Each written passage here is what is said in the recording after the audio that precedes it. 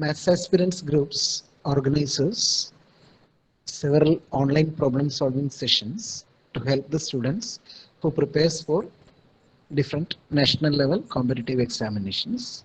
As a part of that series, today we have Miss Jiya Rose Johnson, a research scholar from IIT Madras, is with us. She will discuss topics related with infinite series. Ms. Jiya studied M.Sc from Cochin University of Science and Technology, and she scored second rank in CUSAT for M.Sc. She qualified national level test, national eligibility test CSIR NET in the first year of M.Sc itself, and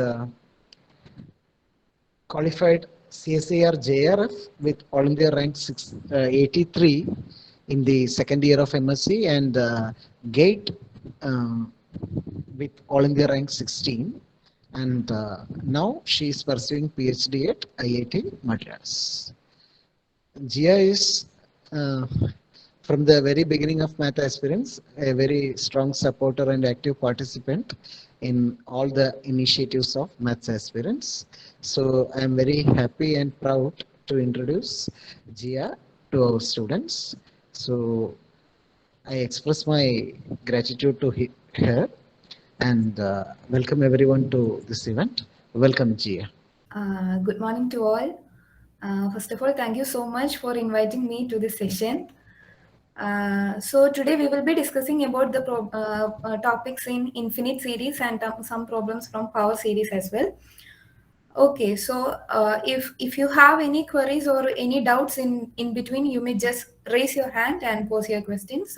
Feel free to ask your questions. Okay, so let's start. Okay. So we will be discussing about infinite series.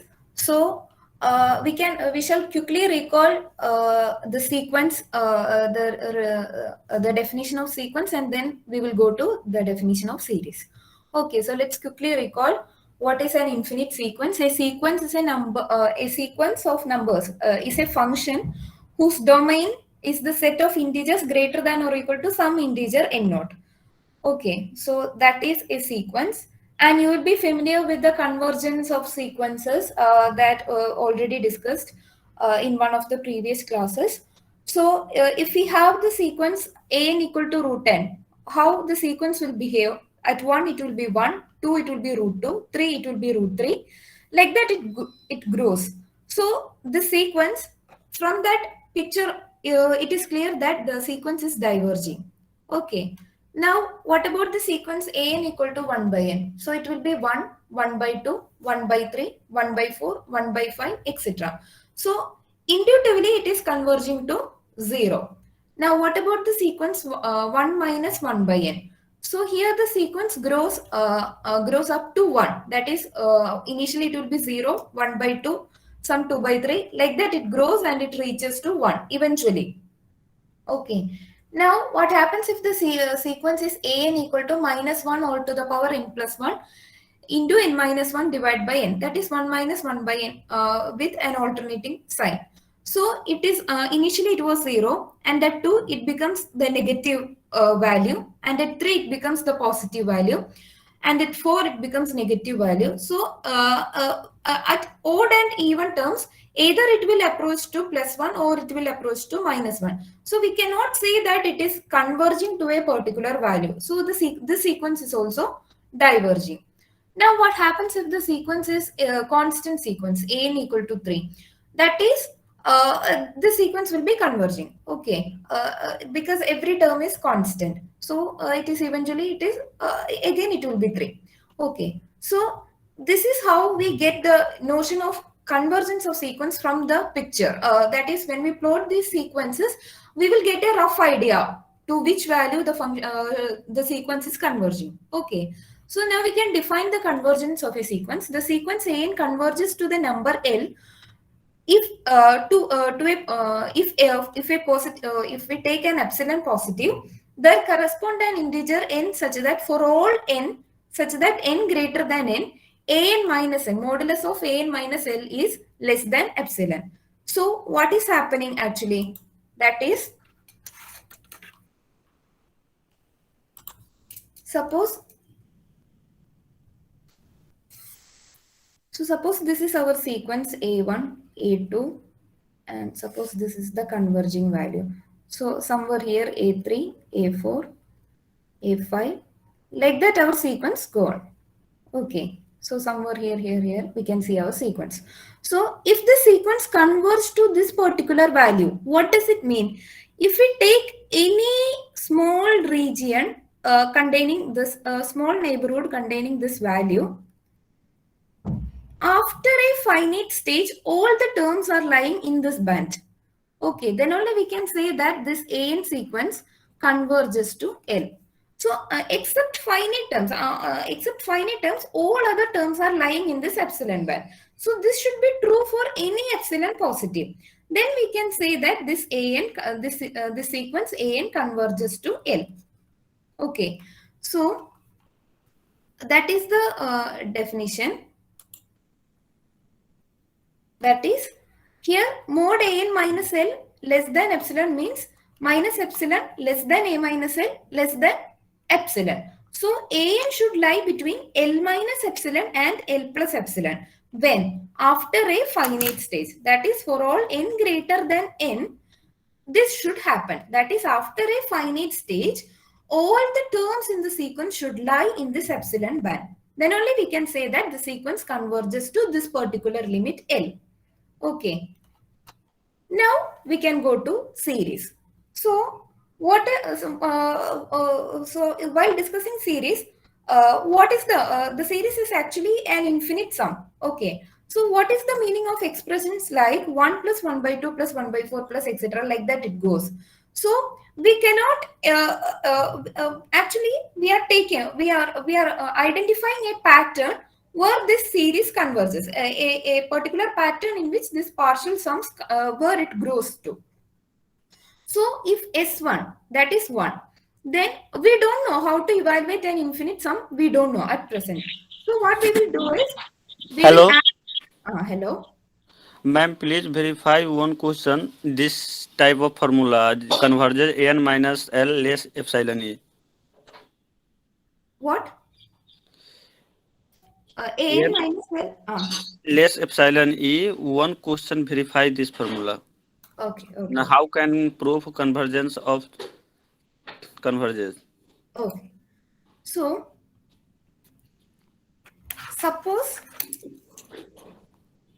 suppose our an equal to sequence 1 by n. Okay. Then in that case, we have the intuitive idea, that is 1, 1 by 2, 1 by 3, 1 by 4. Like that the sequence goes. So intuitively we have the sequence converges to 0. Now in order to show that this converges to 0, what we should have, if we take an epsilon positive, we should be able to find a natural number n such that for all n greater than n, this modulus of an minus 0 should be less than epsilon. This should happen. So suppose we are taking the sequence as 1 by n. Okay, so this limit is 0. So what is an minus 0? This is nothing but 1 by n. Okay, so given an epsilon positive, what we should get? We should get an n such that n belongs to an integer such that for all n greater than n, 1 by n should be less than epsilon. We know that by Archimedean property, given any delta positive, there exists a natural number n such that 1 by n is less than delta. Okay, so suppose this is our epsilon. Suppose this is our epsilon. And then by this Archimedean property, we can find an n such that 1 by n is less than epsilon. So let this be my 1 by n. Okay, so if my 1 by n lies here, for all, if n is strictly less than n plus 1, 1 by n plus 1 will be strictly less than 1 by n. So all the 1 by n plus 1 lies in this region. Okay, so if we take after this particular n, every terms are lying here. Okay, so if we consider the epsilon band of 0, that is, so this is our 0, this is 1, 1 by 2, like that it is going, and we are considering an epsilon band. Okay, so this is my epsilon band. Okay, so in this epsilon band, we get an n such that 1 by n is less than epsilon. So my 1 by n lies here. If 1 by n is less than epsilon, obviously all this 1 by n plus 1, all like that terms. If n is greater than, if m is greater than n, then 1 by n will be less than 1 by m. So all the 1 by m's will be lying in this region only. So after this particular finite stage, all the 1 by n's are lying here. So in this epsilon band, after a finite stage, we are getting all the terms in the sequence lying in this epsilon band. Okay. So like that it happens. So suppose this is 0. Suppose this is my 1. This is 1 by 2. And this is 1 by 4. 1 by 3 lies here. Okay. Sorry. Oh. Okay, this call it as 1. 1 minute, I will draw it again. So this is 0. At 1, it should be 1. At 2, 3, 4, 5. So lies here, 3 here, 4 here. Like that it goes. Suppose epsilon equal to 1. So in that case, we should be able to find a neighborhood of 0. That is epsilon. We should be able to find an n such that for all m greater than n, this should happen. That is, all the am should lie in this epsilon band. So if epsilon equal to 1, this is my epsilon band. Okay.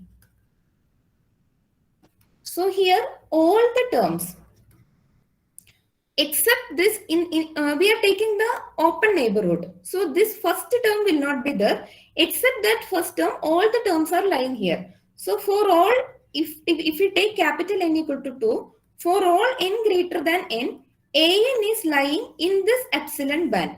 That is, an has the property that mod an minus 0 is less than epsilon, which is equal to 1 for all n greater than 2. Okay, so this is when epsilon equal to 1. Now what happens if we take an epsilon somewhere here? So we have to take in this band. Okay, so in this case, some 2 terms are outside this band. But after that, all the terms are lying inside this band. So we can say that after a finite stage, all the terms are lying inside this band. Okay, and that we can ensure, and this is true for all epsilon positive, we can find such an n because of Archimedean property. Then we can say that this sequence converges to 0. Now what happens if the sequence is something like this? That is, at 1, the value is 1. At 2, the value is minus 1. Like this. That is, minus 1 all power n plus 1. Suppose my sequence is something like this. So this is at 1, it will be 1. At 2, it is minus 1. At 3, it is 1. At 4, it is minus 1. Minus 1. Like that it goes. So whether we can say that is an equal to 1 when n is odd and an equal to minus 1 when n is even.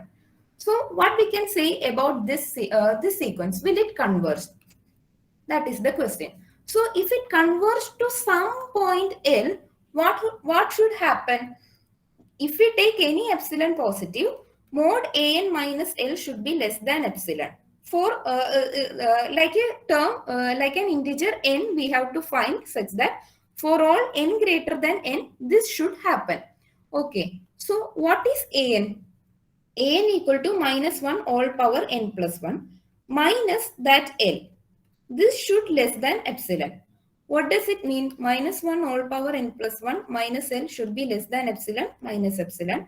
So L minus epsilon should be less than minus 1 all power n plus 1 should be less than L plus epsilon.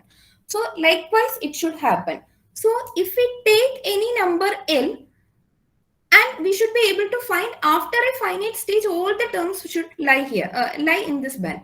So suppose if this sequence an converges to L, and suppose this L equal to 1, then what should happen? If we take any neighborhood of this 1, we should be able to find a stage after which all the terms should lie in this epsilon band. Okay, so if I choose an epsilon like this, whether we are able to find an n such that for all n greater than n, this modulus of an minus L is less than epsilon. That is, modulus of an minus 1 is less than epsilon. That is, an should lie in this band. So that is not possible, because if we find any natural number, after that next natural number, that value lies somewhere here. So this cannot lie in this epsilon band. So we cannot say that this an will converge to 1. And similarly, we can say that this an will not converge to minus 1 also, because if we take some epsilon neighborhood of minus 1, the same thing happens. Some terms are outside this epsilon, not the some terms, infinitely many terms are outside this epsilon band. So we cannot say that the an will converge, so an will not converge to minus 1. Similarly, if we take any value other than 1 and minus 1, what happens is, suppose we take a value somewhere here. So if we take the value here, we can consider this epsilon band. So in this epsilon band, no terms are lying. So we cannot find a stage after which all the terms are lying in this epsilon band. So if we take a value in between 1 and minus 1, or if we take any value which is not equal to 1 and minus 1, in that case also we cannot find an n such that after that stage all the terms are lying inside that band. Okay, so this sequence an does not converge. Is that okay? Hello? Who asked that question? Okay, ma'am. Ah. Thank you. Okay. यार तू कल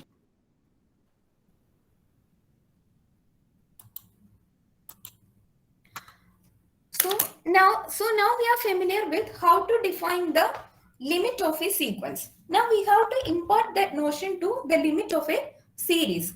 So 1 plus 1 by 2 plus 1 by 4. So what we will do is, first we can sum up 1. Then we can do 1 plus 1 by 2. Then we can do 1 plus 1 by 2 plus 1 by 4. Like that we can do. And then we can say that, then we can understand how the pattern behaves, that we can understand, and then we can conclude that whether it converges or diverges. Okay, so here the first term is 1, that we can write it as 2 minus 1. The second term is 1 plus 1 by 2, that we can write it as 2 minus 1 by 2. Then next is 1 plus 1 by 2 plus 1 by 4. This is nothing but 2 minus 1 by 4. Likewise, nth term Sn equal to 1 plus 1 by 2 plus etc. plus 1 by 2 to the power n minus 1. This is nothing but 2 minus 1 by 2 to the power n minus 1. So in order to observe that how this sum behaves towards infinity, we need to just evaluate how this sequence behaves towards infinity. So what is the limit when 2 minus 1 by 2 to the power n minus 1? So as n tends to infinity, 2 to the power n tends to infinity. So 1 by 2 to the power n tends to 0. So this term goes to 0 as n tends to infinity. So only 2 will, this will goes to 2 actually. So this sequence of this pattern, this we call it as the sequence of partial sums. That is Sn equal to 1 plus 1 by 2 plus etc. plus 1 by 2 to the power n minus 1. So that sequence is nothing but 2 minus 1 by 2 to the power n minus 1. And this converges to 2. So we can say that this partial sum converges to 0. So we can get an intuitive idea that this infinite series converges to 2. Okay. So now we can properly define what is, then we say that a series is converging. So given a sequence of numbers an expression of the form a1 plus a2 plus etc. is an infinite series, and the number an is the nth term of the series. Now we will define the sequence of partial sum, that is S1 equal to a1, S2 equal to a1 plus a2, etc. Sn equal to a1 plus a2 plus etc. plus an. then that became in the sigma notation, it is summation k equal to 1 to n ak. And this is the sequence of partial sum of the series. And if this sequence converges, we can say that the series converges to the same limit L. Okay, so if the sequence of partial sum converges to a limit L, we say that the series also converges to that sum, and that sum we call it as L.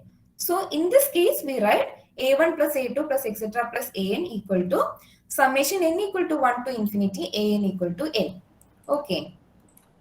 And if that sequence of partial sum does not converge, we say that this series diverges. Okay, so now we can go to some examples of the series. So the immediate series that coming to our mind will be geometric series. So the geometric series is a plus ar square plus etc plus something like that it will go, in which a and r are fixed real numbers and a not equal to 0. The ratio r can be possible that positive or negative or whatever. Okay, so if it is positive, it will be something like 1 plus 1 by 2 plus 1 by 4 plus etc. Like that it goes. If that common ratio is positive, and it can be negative also. In that case, it will be something like 1 minus 1 by 3 plus 1 by n plus 1 by 9 plus etc. Like that it goes. And if r equal to 1, what happens? R equal to 1 means a plus r, here in r equal to 1, a plus etc n times a. Infinitely many a's are summing up. So Sn equal to a plus etc plus a n times, that is na. So if r equal to 1, the series diverges because limit n tends to infinity, Sn equal to plus or minus infinity. That depends upon the sign of a. If a is positive, then Sn diverges to positive infinity, and if a is negative, then it diverges to minus infinity.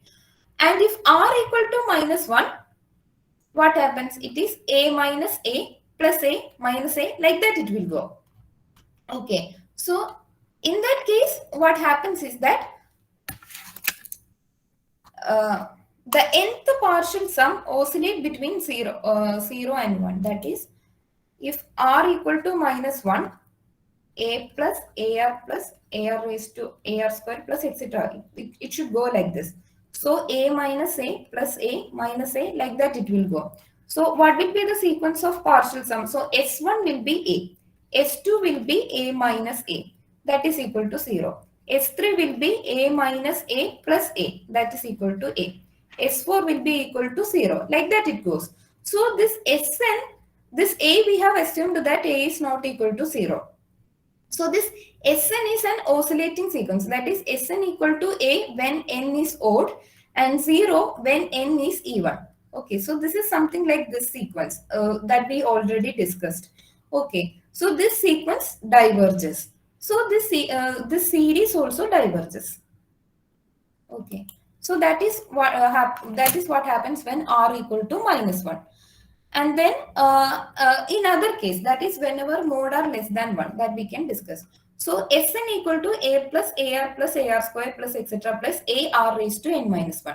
What is r times Sn? That will be ar plus ar square plus etc plus, like that it goes. So Sn minus r times Sn. This ar get cancelled, ar square get cancelled, like that it get cancelled. So what remains is a minus a to the power a minus a r raised to n, which is nothing but a into 1 minus r raised to n. And Sn equal to a into 1 minus r raised to n divided by 1 minus r. So if mod r is less than 1, then r raised to n converges to 0. So Sn will converge to a by 1 minus r. And if mod r is greater than 1, then r raised to n goes to infinity. So in that case, this Sn will not converge. So the geometric series will converge only when mod r is strictly less than 1. That is when the common ratio is strictly less than 1. So this is geometric series, and we can discuss the telescopic series also. That is, find the sum of the series summation n equal to 1 to infinity 1 by n into n plus 1. So we are looking for a pattern of the sequence of partial sums where it should be something like cancelling or something like that. We are trying to use it. That is, we know that in integration it is integral dx by x into x plus 1. This is nothing but, in that case, we will use the partial fraction. That is, we know how to integrate integral 1 by x, and we know to integrate integral 1 by 1 plus x. So we are trying to use that in order to find the integral of integral dx by x into x plus 1. Okay, so in that case, we can write it as this x into 1 by x into x plus 1, we can write it as 1 by x into x plus 1, we can write it as 1 by x by 1 by x plus 1. So this will become x plus 1 minus x divided by x into x plus 1. So this get cancelled. So what remains is 1 by x plus 1 into x. So instead of integrating x into x plus 1, we will integrate integral x minus from 1 to infinity integral dx by x plus 1. Like that we will try to use. Okay, so we are splitting into two terms in such that each term summation we know. This integral value we know. The same idea we are trying to use here. That is, if the partial fraction, if the series is something like this, that is summation 1 by 1 by k into k plus 1. We can write it as 1 by k minus 1 by k plus 1. In that case, what happens?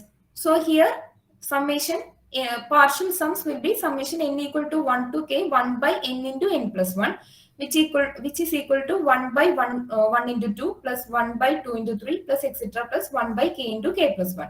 So sk will be equal to 1 minus 1 by 2. This 1 by 1 into 2, we can write it as, this is of the form 1 by k into k plus 1. This is same as 1 minus 1 by, 1 by k minus 1 by k plus 1. So this is same as 1 minus 1 by 2. This is same as 1 by 2 minus 1 by 3 plus etc. plus 1 by k minus 1 by k plus 1, it will go. So that when we open up the brackets, what happens is 1 minus 1 by 2 plus 1 by 2 minus 1 by 3 plus 1 by 3 etc. minus 1 by k plus 1 by k minus 1 by k plus 1. Like that it happens. So we can say that this 1 by 2 minus 1 by 2 and 1 by 2 will get cancelled. Minus 1 by 3 and 1 by 3 will get cancelled. Like that it goes. So what remains is that 1 minus 1 by k plus 1. So this as k tends to infinity, k plus 1 tends to infinity. So 1 by k plus 1 will go to 0. So sk will go to 1. So this series converges and the sum is 1. Otherwise, it will be a difficult task to find the sum of the series, that is summation n into n plus 1. We can, if it is, once we identify that, after identifying this as a telescopic series, then the job becomes easier. Why? Because it is nothing but the cancellation of all the terms. Okay, so this is the use of this telescopic series. Now, the nth term test for diversion. Suppose our series converges, that is summation n equal to 1 to infinity an converges. In that case, limit n tends to infinity, an will be equal to 0. Okay, so suppose summation n equal to 1 to infinity an converges. In that case, limit n tends to infinity, an will be equal to 0. Why? Because summation an converges means the sequence of partial sum is converging to some limit L. What is the sequence of partial sum? Sn equal to a1 plus etc. plus an. So Sn plus 1 is nothing but a1 plus etc. plus an plus 1. Okay. So this is nothing but Sn plus an plus 1. So Sn converges to L means as n tends to infinity, Sn becomes L. Sn converges to L. So Sn plus 1 will also converge to L as n tends to infinity. So if we apply limit on both sides, we will get that limit Sn plus 1 equal to limit Sn equal Sn plus limit an plus 1. So this is equal to L, this is equal to L plus limit n tends to infinity an plus 1. So this L and L get cancelled. What remains is that limit n tends to infinity an plus 1 equal to 0. So if the series converges, its nth term should go to 0. Okay, so this we can use that if the series is not if the nth term is not converging to 0, we can immediately say that the series is not converging. Say, suppose our series is summation something like this. Okay, in this case, an equal to 1 plus 1 by n.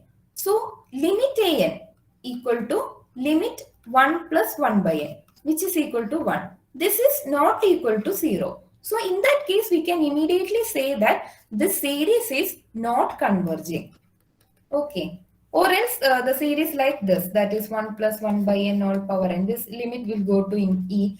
Like that, limits will be there now. So if once we know that this nth term, an is not, if an is not converging to 0, we can immediately say that the series summation an is not converging. So this we can use while doing problems. Okay, so I think now we can start some problems and then we can come back to the remaining theory. And one more thing, okay, this also we can discuss. That is, suppose two series converges, that is if summation an equal to a and summation bn equal to b, then if summation an plus bn will be nothing but summation an plus summation bn, which is equal to a plus b, and similarly the difference rule and the constant multiple rule also, that is summation k times an equal to k times summation an, which is equal to k times e. So this is the combining series. Okay, now we can go to problems and then come back to other types of series. Okay. So we will start with problems from JAM 2020.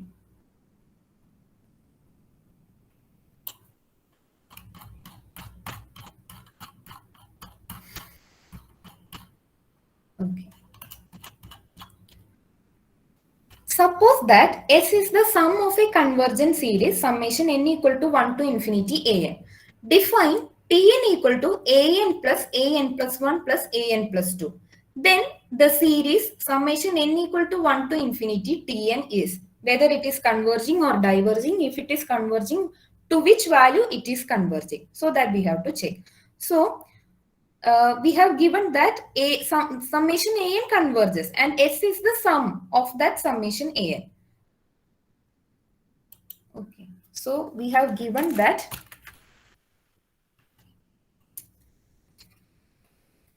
summation an converges and it is equal to S, and Tn equal to an plus 1 plus an plus 2. We have to check whether summation Tn is converging. And the limit is from n equal to 1 to infinity, right? N equal to 1 to infinity. This is also from n equal to 1 to infinity. So what is the series? That is summation n equal to 1 to infinity an plus 1 plus an plus 2. And this is nothing but a1 plus a2 plus a3 plus etc. plus like this it goes. So if we split it, what happens is that summation n equal to 1 to infinity an plus summation n equal to 1 to infinity an plus 1 plus summation n equal to 1 to infinity an plus 2. Okay, so summation n equal to 1 to infinity an, we have given that it is S. So the first term is S. Now, what is the second term? Second term is summation n equal to 1 to infinity an plus 1. So that is nothing but a2 plus a3 plus etc. plus like that it goes. So a2 plus a3 plus etc. is this term. So what will be the limit of this term? S minus a1. So this is S minus a1. Now, what is the next term? N equal to 1 to infinity an plus 2. That is, we are summing up from a3 onwards. That is a3 plus a4 plus etc. Like that it goes.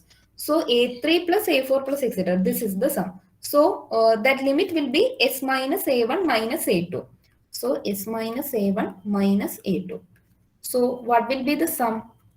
That is S plus S minus a1 plus S minus a1 minus a2, which is equal to 3S minus 2 times a1 minus a2. So this will be the limit of summation Tn. So summation Tn is nothing but summation n equal to 1 to infinity an plus 1 plus an plus 2. This is nothing but summation n equal to 1 to infinity an plus summation n equal to 1 to infinity an plus 1 plus summation n equal to 1 to infinity an plus 2. This is S minus a1, like that it will go. So the limit is 3s minus 2a1 minus a2. So this is the option D. Now we can go to the next problem. That is, if Sn equal to -1 all to the power n divided by 2 raised to n plus 3 and Tn equal to -1 all to the power n, 4n minus 1, n equal to 0, 1, 2, etc. Then summation n equal to 0 to infinity, Sn is absolutely convergent. Summation n equal to 0 to 0 to infinity, Tn is absolutely convergent. Summation n equal to 0 to infinity, Sn is conditionally convergent. And summation n equal to 0 to infinity, Tn is conditionally convergent. So we have to check whether this Sn and Tn converges absolutely or conditionally. So we can go back to the definition of this absolute convergence and conditional convergence.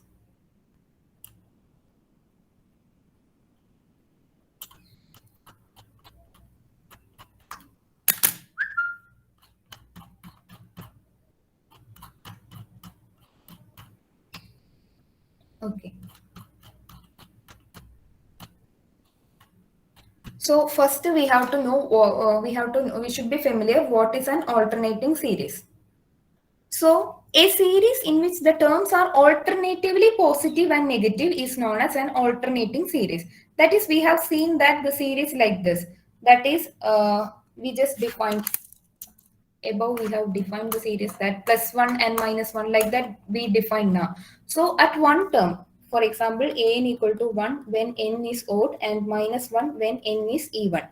So these kinds of series, that is, it is 1 minus 1, 1 minus 1, like that it goes. So alternatively, it is plus and minus signs. All terms are like this. So such sequences, such series, we call it as alternating series. That is positive and negative in alternating way. So for example, 1 minus 1 by 2 plus 1 by 3 minus 1 by 4 plus 1 by 5, etc. Like that it goes. And -2 plus 1 minus half plus 1 by 4 minus 1 by 8 plus etc. Like that it goes. That is, alternatively the terms we are adding up is plus and minus signs. Okay, so such series are called alternating series, and here the first series is converging, that is the alternating harmonic series. And the second term is, of course, it is a geometric series with common ratio negative. So that also will converge.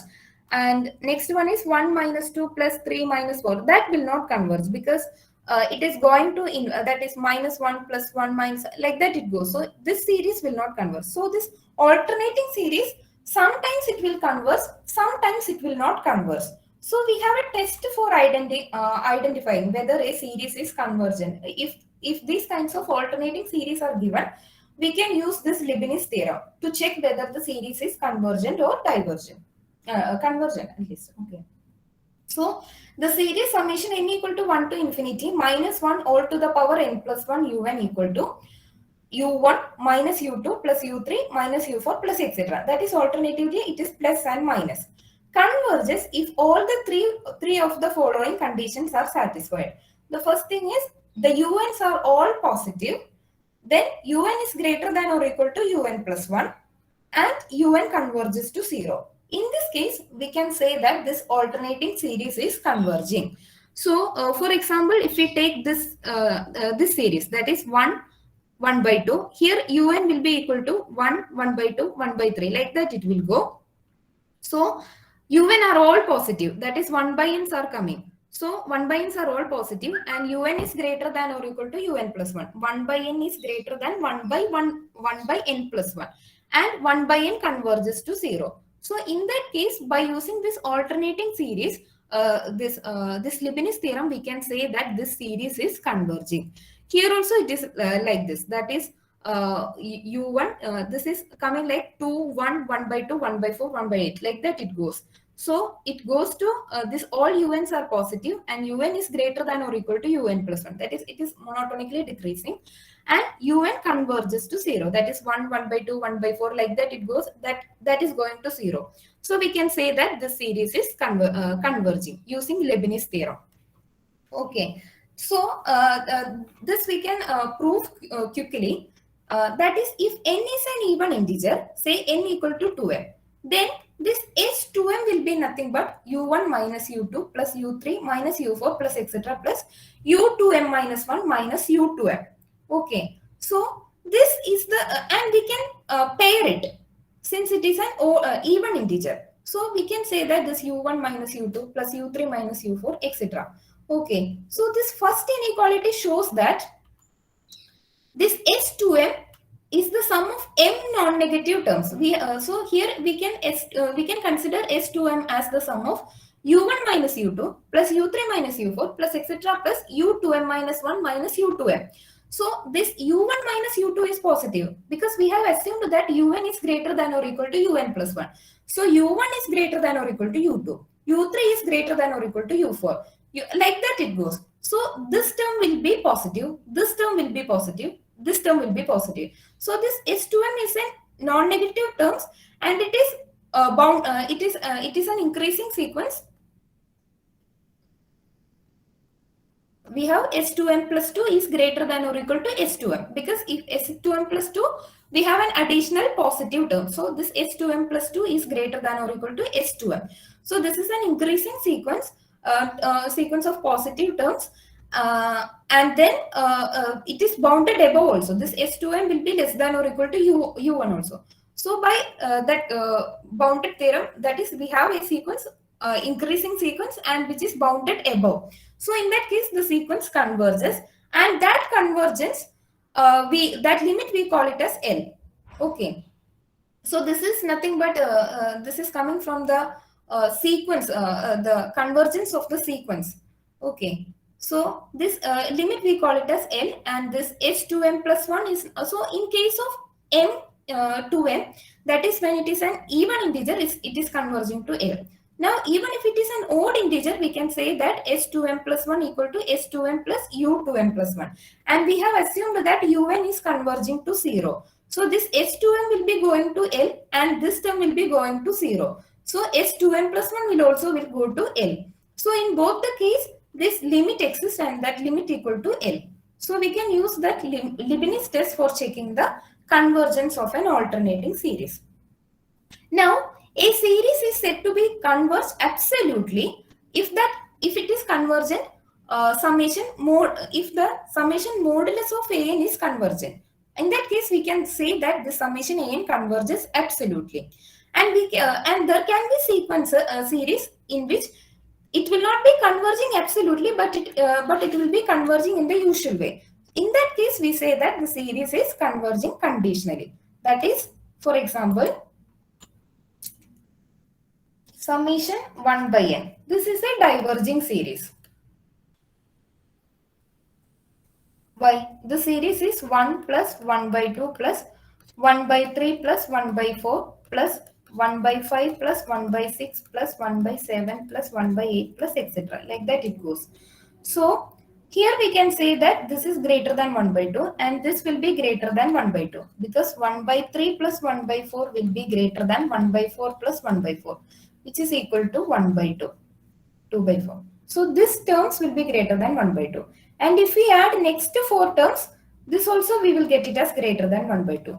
Like that, we will get it is always great. That is, if we pair up 2 terms, we get it is greater than 1 by 2. Next to 4 terms, if we pair up, we get it as greater than 1 by 2.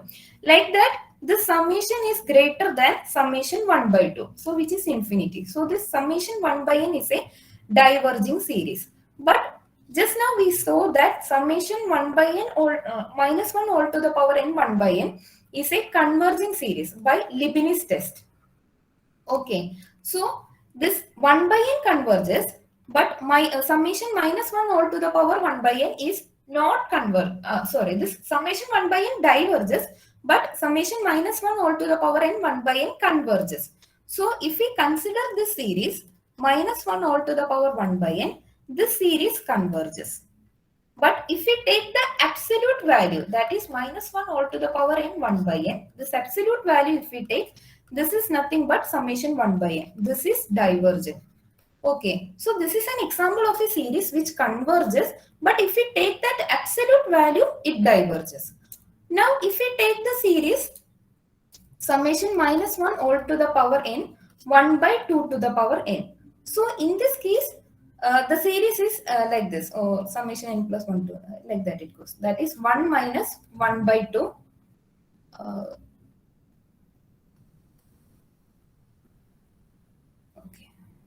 n equal to 1 minus 1 by 2 plus 1 by 4 minus 1 by 8, like that it goes. So this series converges because this is a geometric series with common ratio minus half. So this is since mod r is less than 1, this is convergent. Now if we take that absolute value n minus 1, so this is nothing but summation minus 1. If we take the absolute value, it will be 1. So this is nothing but 2 to the power n minus 1. This is also converges because this is nothing but the geometric series with common ratio half. So here this series converges. Also this if we take, even if we sum up with the absolute terms, that also converges. So this is an example for a series which converges absolutely. Here this does not happen. So such series we call it as conditional convergence. So that is the difference between conditional convergence and absolute convergence. And we can say that if a series is absolutely convergent, then it is convergent. Because absolutely convergent means summation mod an is convergent. This will imply that summation an is convergent. Why? Because this mod an, we can write it as minus an is less than or equal to or else okay, or else in the other way, that is, yeah, minus mod an is less than or equal to. So we have to show that if summation, if it is converging absolutely, then it converges also. So suppose we have assumed that summation mod an converges, then we can say that minus mod an is less than or equal to an is less than or equal to mod an. So we can, if we add mod an throughout, we will get that 0 is less than or equal to an plus mod an, which is less than or equal to 2 times mod an. So summation mod n converges implies summation 2 times mod n also converges by the we have assumed now. If summation an converges, then summation k times an also converges. So by comparison test, comparison test I will explain. So for the time being, let's accept that. So summation an plus mod an converges. That means summation an also converges, and we have summation an equal to an plus mod an minus mod an. So this also converges, this also converges. So summation an plus mod an also converges, also summation mod an converges. So altogether our summation an will also converge. So absolute convergence will imply convergence. Okay. So if a series is converging absolutely, then it will be converging. But the converse need not be true. That is, if a sequence converges, that doesn't mean that it is absolutely convergent. So we can take this example, that is minus 1 all raised to n, 1 by n converges, but it is convergent, but its absolute value wise it is not converging. So only one part it is, only one way it is true. Okay, so now we can go back to our question.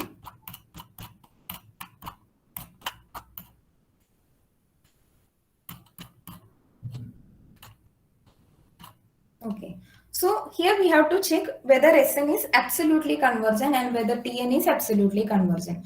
So what is Sn? Modulus of Sn is nothing but 1 by 2 to the power n plus 3. So this is summation 2 to the power n plus 1, and we have to use the comparison test for that. So we will explain comparison test and then we'll come back. Okay.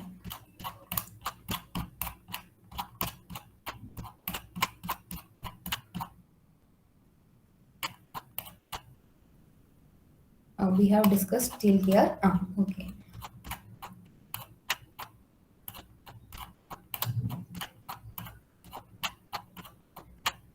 Okay. So comparison test means if we have two series, that is summation. Suppose summation an is a series with non-negative terms, and summation an converges if there is a series Cn such that an less than or equal to Cn, and this summation Cn converges, then we can say that summation An also converges. That is nothing but, suppose we have our Ans are all positive and summation, and we have An is less than or equal to Cn. In that case, we can say that we can intuitively say that summation An will be less than or equal to summation Cn. So if this Cn converges, we can say that this will also converges. Okay, but we have to be careful that this term should be positive, at least after a finite stage. Suppose if this an equal to minus n, so in that case we can say that this ans are less than or equal to 1 by n square, or simply we can say that ans are less than or equal to 0. And summation an is nothing but summation minus n. So this will go to minus infinity. This is not converging. But here summation 0 is 0 itself. So this is convergent, but this is not convergent. We have to be careful while using this, that this an should be positive. So in that case, we can say that summation, if summation Cn converges, then summation an also converges. Okay. Now, can you say that what happens if an is less than or equal to Cn and summation an diverges? Then can you conclude something related to summation Cn? Yes, ma'am. Cn is diverges. In that case, this summation Cn will be divergent. Okay, so this is the direct comparison test. That is, if we have two series, an less than or equal to Cn, and this ans are positive, and we can compare it like this. So if the bigger series converges, the smaller series also converges. If the smaller series diverges, this bigger series also diverges. Okay, so this is the direct comparison test. Now we have the limit comparison test. That is, suppose we have two series in which an is positive and bn is also positive after a finite stage. Then if limit n tends to infinity, an by bn equal to a constant, we can say that this an and bn converge or diverge together. Why? Because we have limit n tends to infinity, an by bn equal to c. So what does it mean? As n tends to infinity, this an and bn, this fraction, this an is behaving like something like this cbn.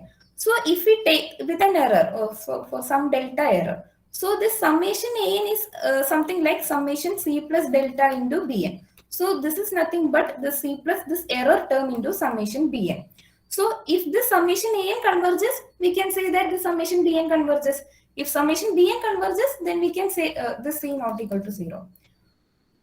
And if the summation bn converges, we can say that the summation an also converges. So if the c is positive and an and bn, we have assumed that it is positive. So limit n tends to infinity, an by bn equal to c, which is if it is a positive term, then we can say that the summation an and bn converge or diverge together. And if this limit equal to 0, what does it mean? Limit n tends to infinity, an by bn equal to 0. That is, an is smaller and bn is the bigger one. That is 0. That is coming like 0. So if this bigger one converges, obviously the smaller one also will converge. If this and similarly, if this an by bn equal to infinity, we can say that this an terms are bigger and bn terms are smaller. So if the smaller series diverges, then the bigger series also will diverge. Okay. So that we can prove actually. This I have told and intuitively I told you. But actually how we say that, when we say that limit n tends to infinity, an by bn equal to c, that means if we take any epsilon positive, there exists an integer n such that for all n greater than n, this an by bn minus c is less than that epsilon. So in particular, if we choose epsilon equal to c by 2, we can find an integer n such that for all n greater than n, modulus of an by bn minus c will be less than c by 2.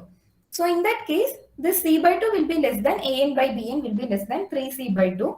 So we can multiply throughout by bn. So c by 2 into bn is less than an minus 3c by 2 into bn. So now what we are getting is c by 2 into bn is less than an is less than 3c by 2 into bn.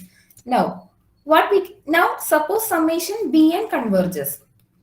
What does it mean? Summation an. So then in that case this part will converge. So automatically this will also converge. So if summation bn converges, then even if we multiply with a constant term, it will converge.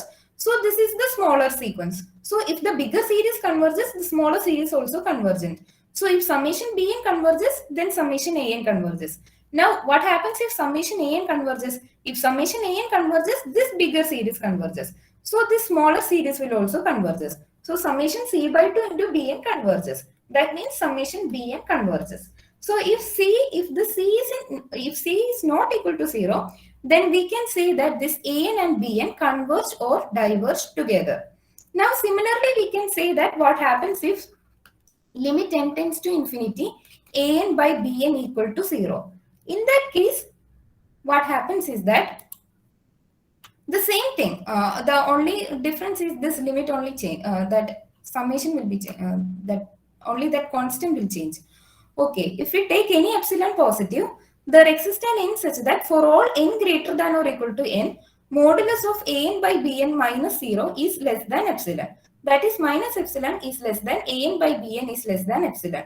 That is minus epsilon times bn is less than an is less than epsilon times bn. So we can compare with the positive terms. So here this minus epsilon into bn, we don't know whether it is not positive. So we cannot compare in this way, this first inequality. So we can compare in the second term.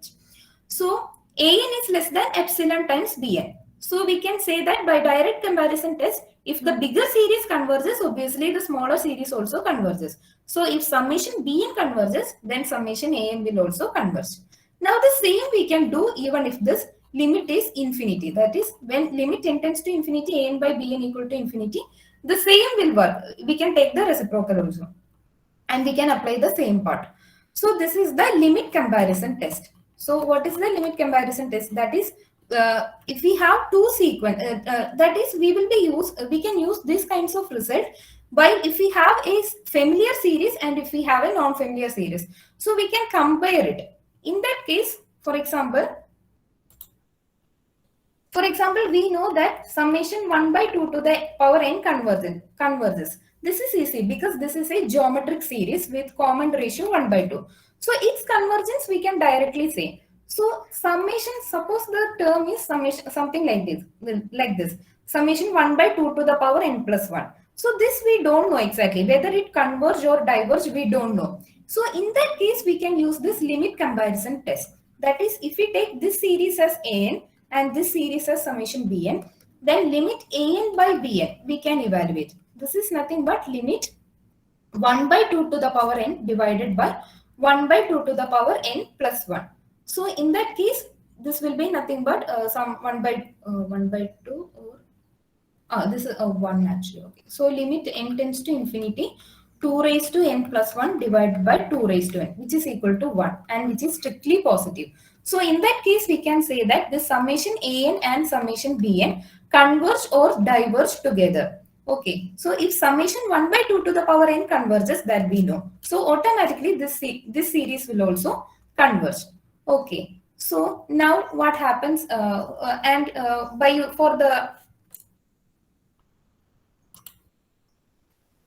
the limit and we can say that similarly we can find the others also. That is, if limit n tends to infinity, an by bn equal to 0, if the bigger series converges, obviously the smaller series will also converge. Now, this is the limit comparison test. And now we can do some problems related to or else we can explain this ratio test and root test and then we can go back to problems. Okay.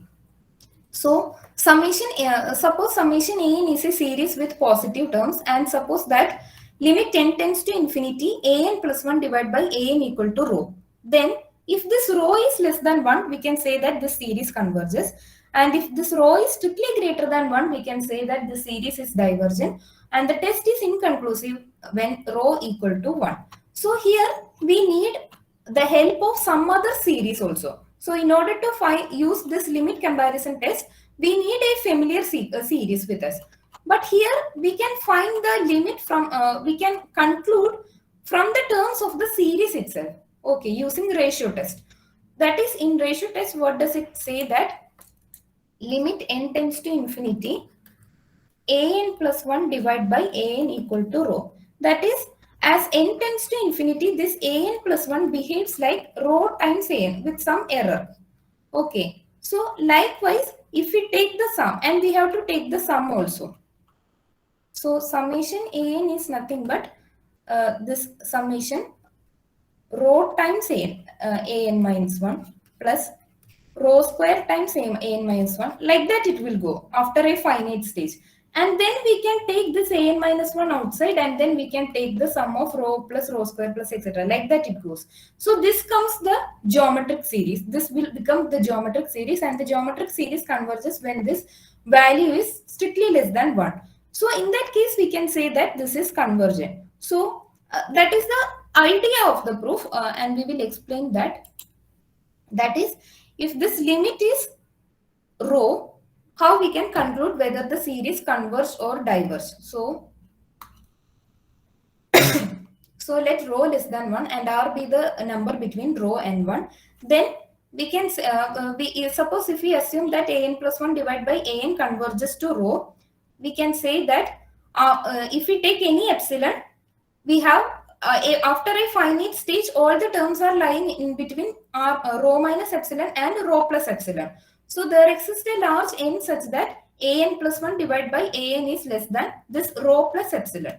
So we can say that an plus 1 is less than r times an, and an plus 2 will be less than r times an plus 1. This is less than r square times an. And an plus 3 will be less than r times an plus 2, which is less than r cube times an. Like that we can use the previous inequalities. Okay, so after all, we are getting that an plus 1 m is less than r raised to m into an. Like that it goes. So this inequalities show that after a finite stage, this nth term approaches to 0 more rapidly than the geometric series. So this is the geometric series, that is summation r raised to m, where m varies from 1 to infinity. So we can take the sum as summation cn equal to the finite term, the first finite terms we don't know what happens, and after that we can say that summation cn is less than an plus r times an plus r square times an square an plus etc. Like that it goes. So this is nothing but a1 plus etc. plus an minus 1 plus an into 1 plus r square plus etc. And this is convergent when mod r is less than 1. So in that case, we can say that this summation cn will also converge. So if mod r is less than 1, mod r, how we choose? R minus this, we choose in this way, and we have chosen that this difference is less than 1. So if this rho is less than 1, we can say this mod r is nothing but epsilon epsilon plus rho, that is also less than 1. So since this mod r is less than 1, we can say that this series is also converging. So when rho is less than 1, we can say that this series summation an will converge. And if mod r is strictly greater than, rho is strictly greater than, we can say that this series is diverging. And the test is inconclusive when rho equal to 1. That is, when rho is, what happens when rho is strictly greater than 1? In that case, an plus 1 divided by an will greater than 1. So it will be something like this. That is, the series goes on increasing. That is, am is less than am plus 1 is less than am plus 2. Like that it goes on. So this nth term is not approaching to 0 because the nth term is greater than am, and we have assumed that the ams are non-zero. So this nth term is not going to 0. So in that case, summation an will not converge. And if rho equal to 1, for example, if we take summation 1 by n and summation 1 by n square, Here, this first series is not converging, but the second series is converging. So we cannot say that if rho equal to 1, we cannot conclude that either the series is convergent or divergent, we cannot conclude. So this is the ratio, So this is the ratio test. That is, if we have a series summation an with positive terms, then if limit n tends to infinity, an plus 1, an equal to rho. And if that rho is strictly less than 1, we can say that the series summation an is convergent. And if rho is strictly greater than 1, we can say that the series is divergent. And if rho equal to 1, we cannot conclude anything. It can be either convergent or divergent. So that is ratio test. Now we can discuss nth root test and we can go back to our problems. So by nth root test, this is also similar. That is summation a and b is series with an greater than or equal to 0 for n greater than or equal to n. And suppose that limit n tends to infinity, an all to the power 1 by n equal to rho. And if this rho is strictly less than 1, we can say that the series is convergent. And we can, if rho is greater than 1, we can say that the series is divergent. And the test is inconclusive if rho equal to 1. That is what we have. We have limit n tends to infinity, an all to the power 1 is equal to rho. That is, an is behaving something like rho plus some error term with all to the power n. So summation an is nothing but summation this rho plus epsilon all to the power n. So this is something like a geometric series. And this geometric series will converge when this error term is less than 1. This rho plus epsilon is less than 1. So after that stage, we can say that this we can compare with a geometric series. So if this rho is strictly less than 1, we can say that this is just like a geometric series. So this will converge.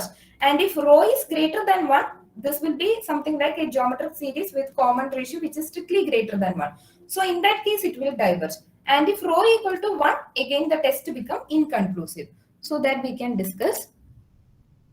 So if rho equal to 1, so this error term, this rho plus epsilon equal to 1 and rho is less than 1 and epsilon we choose like that only. That is such that rho plus epsilon is less than 1. Then only we can use the convergence of a geometric series. So after a finite stage, we can say that this an power 1 by n is less than rho plus epsilon. So this an will be less than rho plus epsilon all power n. So this summation till first finite terms we can add anyway. So the remaining tail series will be summation n equal to n to infinity rho plus epsilon all to the power n. So this is a geometric series with ratio rho plus epsilon which is strictly less than 1 and it will converge. So by comparison test, we can say that direct comparison test, we can say that this summation an will converge. Now what happens if an power 1 by n is greater than 1? In that case, this an will be greater than 1. So that limit, the nth term is not going to 0. So in that case, the series will be diverging.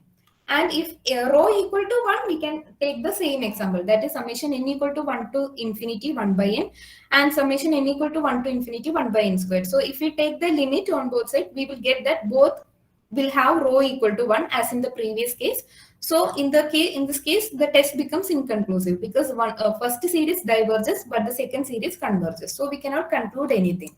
So this ratio test, root test is nothing but if summation an is a series with positive terms and we have to evaluate limit n tends to infinity in nth root an all to the power 1 by n. And if that rho is strictly less than 1, we can say that the series converges. And if it is strictly greater than 1, we can say that the series is divergent. And in that case, that rho equal to 1, we cannot say anything. The series can be either convergent or divergent. We cannot have a conclusive evidence in that case. Okay, so now we can go back to our problems. So this was the problem we were discussing about. So we have to check whether this series is converging. That is, our Sn was the series minus 1 all to the power n, 1 by 2 to the power n plus 3. And we have to check whether summation Sn converges.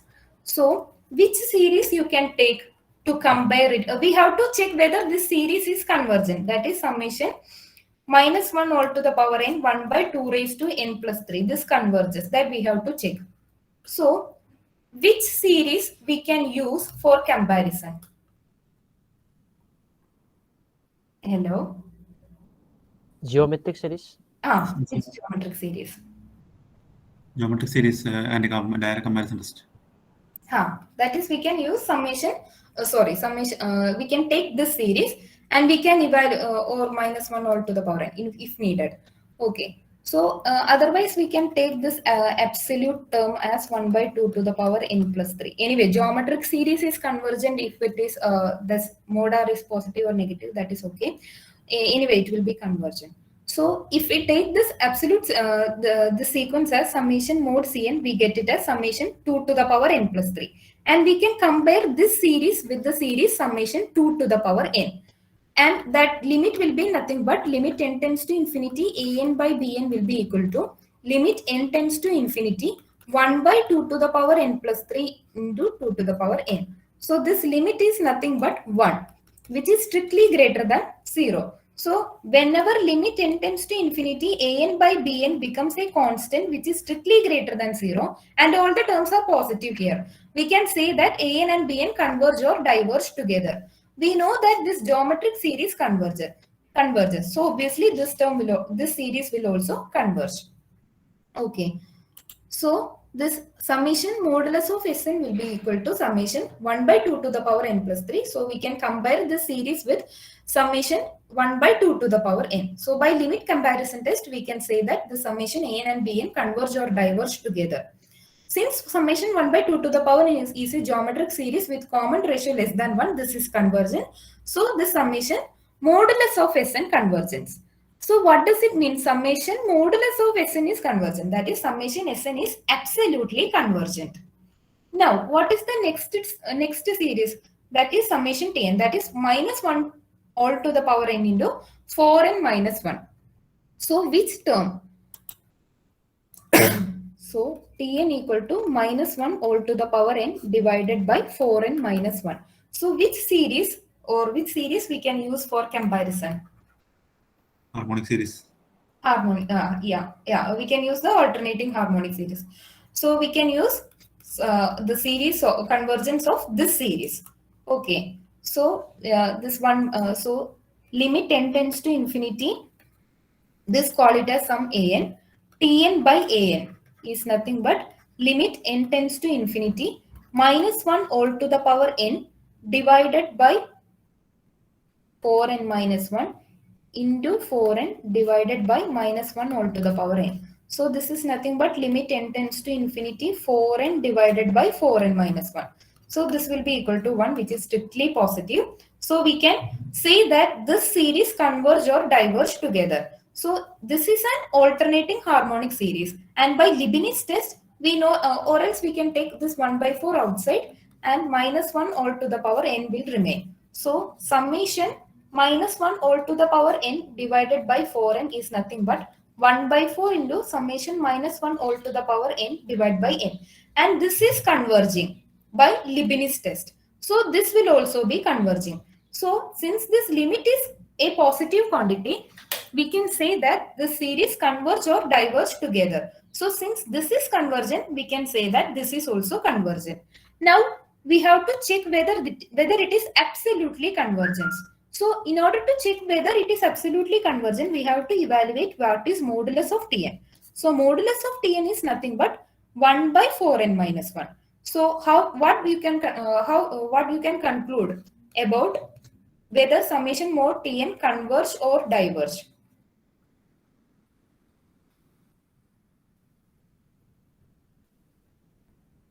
Hello. Diverges. Why? Diverges. Harmonic series diverges. The summation. So we can. So which sequence you are trying to compare with this series? 1 by 4n. 1 by n. 1 by n or 1 by 4n. Both are fine, because if we take 1 by n, we will get the ratio as 1 by 4 or 4, whatever. Otherwise, we will get it as 1. Anyway, we will get it as strictly greater than 0. So whichever series comfortable to you, you can use that. So here we can compare it with this series. So this will converge or diverge together.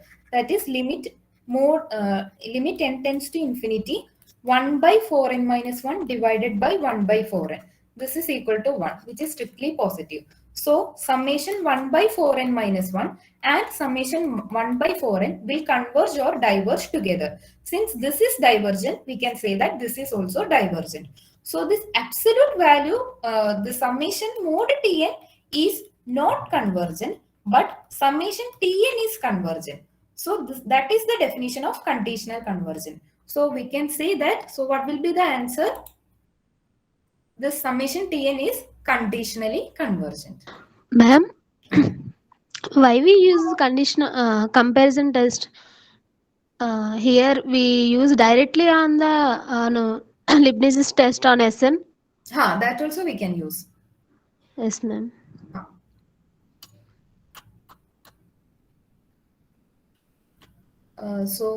Summation we will have sometimes we will have more choices. We can use different tests and we will get the same conclusion.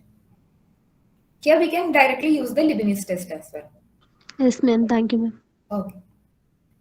So now next question is, let A is equal to limit n tends to infinity 1 by n square plus 2 by n square plus etc. plus n minus 1 divided by n square, and B is equal to limit n tends to infinity 1 by n plus 1 plus 1 by n plus 2 plus etc. plus 1 by n plus n.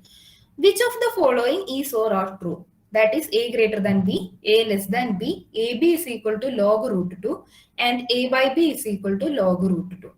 So what is A actually? A is nothing but 1 by n square plus 2 by n square plus etc. plus n minus 1 divided by n square. So this denominator is common. So this is nothing but limit n tends to infinity 1 plus 2 plus etc. plus n minus 1 divided by n square. So what is the sum of first n natural numbers, that is n into n plus 1 divided by 2. So here it is n minus 1 into n divided by 2 divided by n square. So we are getting that limit n tends to infinity 1 by 2 into 1 minus 1 by n. So that limit is 1, limit 1 minus 1 by n equal to 1. So altogether we get it as half. So value of A is half. Now we have to evaluate what is B. B is nothing but limit n tends to infinity 1 by n plus 1 plus 1 by n plus 2 plus etc. plus 1 by n plus n. So this we have to evaluate actually. That is B is equal to limit n tends to infinity 1 by n plus 1 plus 1 by n plus 2 plus etc. plus 1 by n plus n. Okay, so this we can write it as limit n tends to infinity summation k equal to 1 to n 1 by n plus k. Okay, just give the index. So this is nothing but limit n tends to infinity, and here the index is over k. There is no role for this n, we can take it outside. So this is nothing but so k equal to 1 to n 1 by n into 1 plus k by n. So this is nothing but, and this 1 by n we can take it outside because the index is varying over k. So this is nothing but limit n tends to infinity 1 by n into summation k equal to 1 to n 1 divided by 1 plus k by n. So now we have to evaluate this limit. Okay, so can you relate this to any other notion that you learned before? Integration. Integration. You can connect with Riemann integration. Okay, very good. Okay, so in Riemann integration, this is nothing but this k by n. K is varying over 1 to n. That is 1 by n, 2 by n, 3 by n, etc. n by n. That is equal to 1. So if we put here it as 0 and this as 1, and suppose this is 1 by n, this is 2 by n, this is 3 by n, etc. etc. etc. Suppose this is our function. Now, how we will evaluate the Riemann integral? Riemann integral, we can take the this each interval is of length 1 by n, and we will evaluate the value at each point. Okay, so suppose this is the value at this particular point. Okay, so this is the area of this rectangle, and This is the area of this rectangle. And this is the area of this rectangle. Like that, we can draw rectangles. Okay, so this limit is nothing but here if we take this as n tends to infinity, this partition becomes more and more finer. So ultimately we are getting the integral value of integral 0 to 1 f of x dx, because this integral value is nothing but summation this length of the interval into the function value, length of the interval into function value. Okay, so here length is 1 by n, constant. So this we can take it out outside. So 1 by n into summation of function values. Okay, so this function values at the points 1 by n, 2 by n, like that it is. So this f of k by n should be equal to 1 by 1 plus k by n. So in general, f of x will be equal to 1 by 1 plus x. So in order to evaluate this limit, it is sufficient to evaluate the integral of this value from integral 0 to 1. So now the question reduces to what will be the integral 0 to 1 f of x dx. So this is nothing but integral 0 to 1, 1 by 1 plus x dx. So this is nothing but log 1 plus x from the limit 0 to 1. So this is nothing but log 2 minus log 1. Log 1 is 0, so what remains is log 2. So this value of b is, value of a we got it as half, and value of b we got it as log 2. Now we have to check whether a less than b or a greater than b, or ab is equal to log root 2 or a by b is equal to log root 2. So this is immediate, that is ab is equal to 1 by 2 into log 2. This is nothing but log root 2. So this option is correct, this is wrong. Now we have to check whether a less than b or a greater than b. So which will be the bigger one? 1 by 2 or log 2? Log 2. Why? Log 2's value is 0.693. How you can say that? How you know that this value is exactly We studied in physics. Ma'am, by Ma'am, graphically we can tell that. Then log 2 is an increase, log x is an increasing function. Log x is an increasing function. Then 2 is greater than root 2, so we can say that ln of root 2 is greater than ln of 2. Ln of 2 is greater than ln of root 2. Log of 2, you have to check whether 1 by 2 and log 2, which is greater, that we have to check. And you know that this log is an increasing function. So this is 2, and here we have to take e to the power 1 by 2, right? Because then only if we take log, then we will get it as 1 by 2. So ultimately we have to compare between e raised to 1 by 2 and 2. Is that what you mean? Yes, ma'am. Okay. So Ma'am, actually e to the power x is increasing, and we can just say from okay. Okay, you are using in this way. You are using the increasing property of e to the power. yes. That is, you are comparing e to anyway. You are in that case you have to take e on both sides. So e to the power 1 by 2 and e to the power log 2. So you are comparing with in that case also you are comparing with e to the power 1 by 2 and 2. Hello. Yes, ma'am. Okay. So this e to the power 1 by 2, e value we know it is something, we know that it is something 2.7 something. And if we take the square root, anyway it will be less than 2 only, because the square of 2 is 4. So this is strictly less than. So this value will be strictly less than. So we can say that this half will be strictly less than log 2. So this option is correct and this is wrong.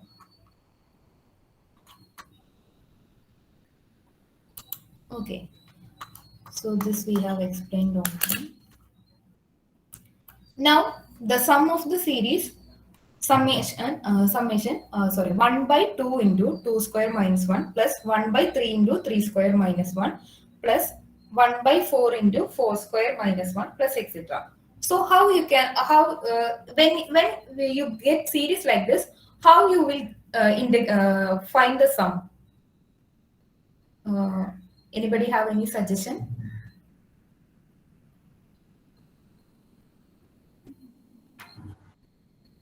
Ma'am, we can write it like we can split the denominator in the numerator. Like we can write it as half in +1 minus n minus 1, like this. That is By using partial fractions, it is. you are trying to use the partial fractions, right? Yes, ma'am. That is, you are trying to write it as summation a by n divided by b by n plus 1 divided by c by n minus 1. And then you are trying to use the, then what, how you, this value you will evaluate. Then how you will conclude after writing it as partial fraction?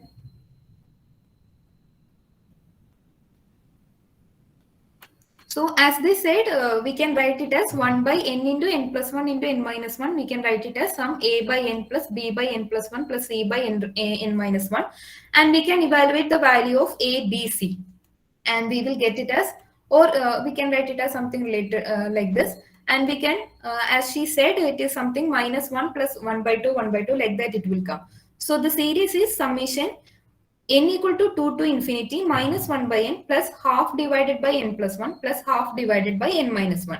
Like that it will come. So then we can write it as this half. If we take it as outside, we will get it as 1 by n minus 1 minus 1 by n minus 1 by n minus 1 by n plus 1. So this will be a telescopic series. Okay, so what will be summation 2 to infinity 1 by n minus 1 minus 1 by n. That is 1 minus 1 by 2 plus 1 by 2 minus 1 by 3 plus 1 by 3, etc., etc., etc. And here it is 1 by 2 minus 1 by 3 plus 1 by 3, like that it goes. So we can cancel out the terms. So what remains is that 1 by 2 into 1 minus 1 by 2, which is equal to 1 by 4. So we can use the telescopic series.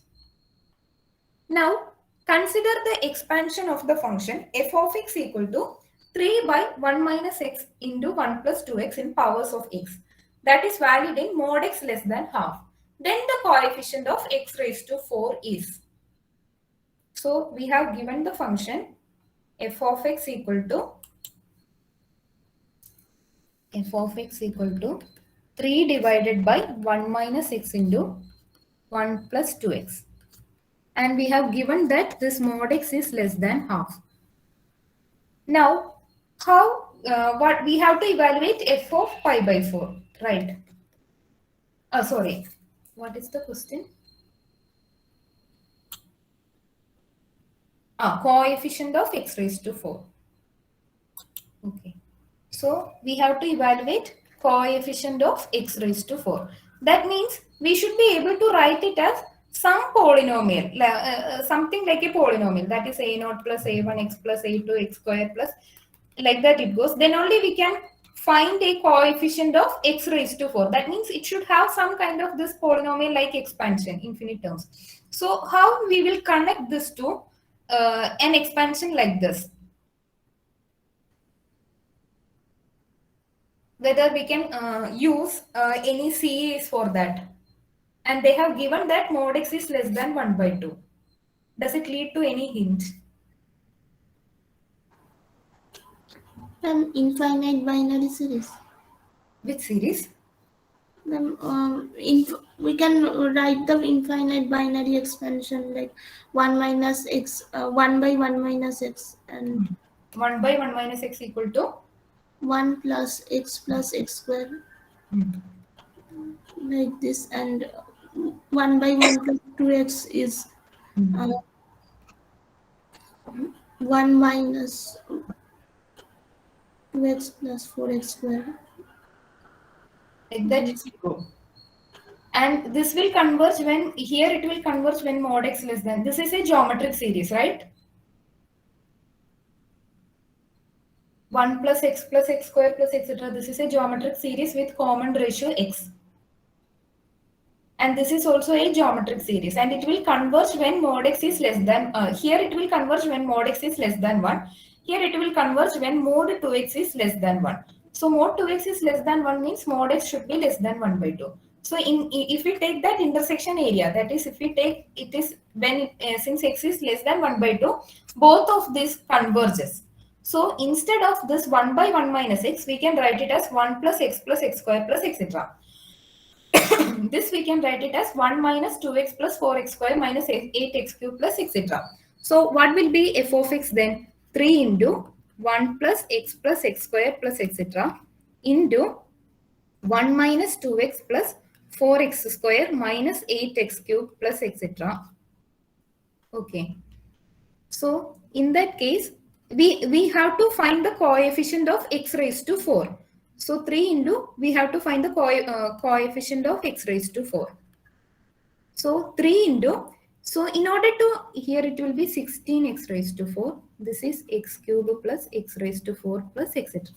So what will be the coefficient? So we have to multiply this term, this one with each term. And we have to get the coefficient of x raised to 4 only. So this, even if we multiply this one with 1, 2x, 4x square, that doesn't matter. We need the coefficient of x to the power 4. So we have to multiply this term with this term and we have to collect the coefficient.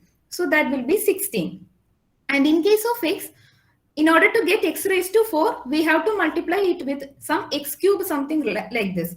So we have to take this coefficient. So this is nothing but minus 8. Then in case of x square, we have to multiply something into x square. Then only we will get x to the power 4. So what is that term? 4x square here. So we have to add 4. And if it is x cube, we have to multiply it with some terms with related to x. So x cube into minus 2x. So we can take minus 2. And in case of x raised to 4, we have to multiply it with 1. So altogether, we will get 3 into, this is nothing but 8, 12, 12 minus 2, 10, 10 plus 1, 11. So the answer will be 33. So this coefficient of x to the power 4 will be equal to 33. Now, what is the next question?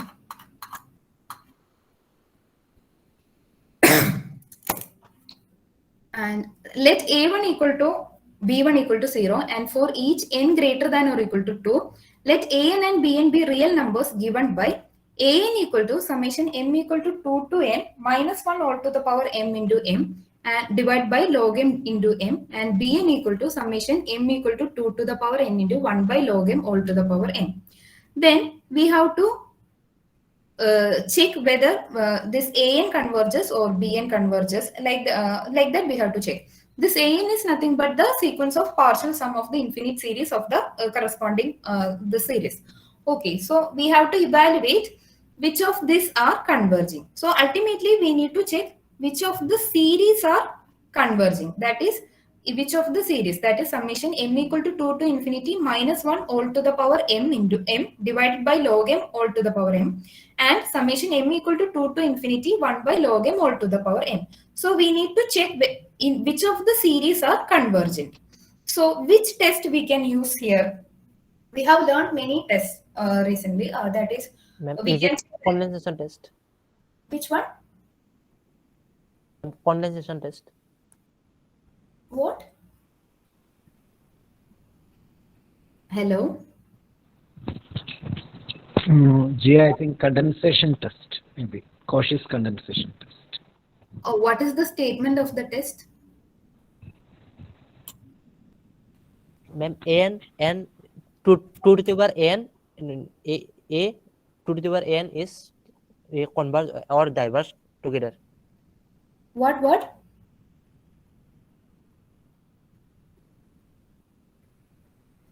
Hello?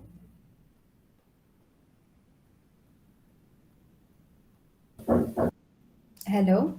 Ma'am, it says if f of n is a sequence of real numbers, then summation f of n and a to the power n summation a to the power n f of a to the power n converges or diverges together when where a for every a greater than 0. A greater than 0. Yeah. It's ma'am, it's a to the power n f of a to the power n. That is summation f of n and summation f of a to the power n converge or diverge together. The second one is summation f of a to the power n into a to the power n. Okay. When A is positive. Yes. Okay. So we can use this test as well.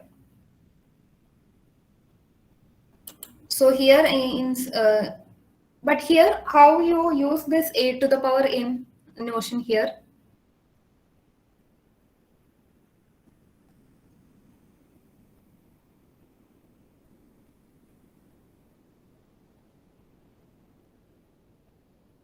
Hello? I think if we replace n by a to the power n, then log a to the power n will be n log a. That may be useful. Here the series is summation -1 all to the power m into m. So I'm not sure about a series of arbitrary terms. It will work for a series of positive reals. But here it is not a series of positive. Yes, it is for positive series. So how you apply this theorem to here? Which term you are taking it as a to the power n? A to the power n. To the power n will be more helpful, I think. And you need this a to the power n also. So which term you are using? Ma'am, 2 to the power n. 2 to the power n. Yes. And then how you conclude with this?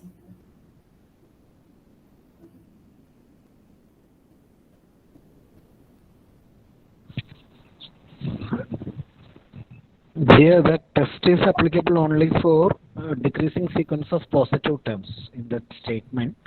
I don't know whether that works. Okay, that even if the terms are positive, how you are using this? Even then, we should get a structure like this: f of a to the power n into a to the power n. So, like that structure, if it is something like some 2 to the power n, like that, it is okay. But here, how you can use that this a function of a to the power n as well as a to the power n. So, I'm not getting how you are concluding that. Who said that actually? Can you complete that? Hello? Can you tell your argument once again in order to show that this series of that form?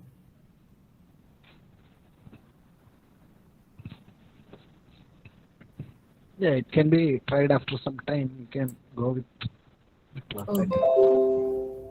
Okay, so here I will use the basic root test actually. So limit m tends to infinity, we have to evaluate the CM modulus of this term all to the power 1 by m. When some m power to m comes, it is easy to take 1 by m. If we take the power 1 by m, then it will be more easier. So here it is coming something log m all to the power m. So that is a hint for using root test.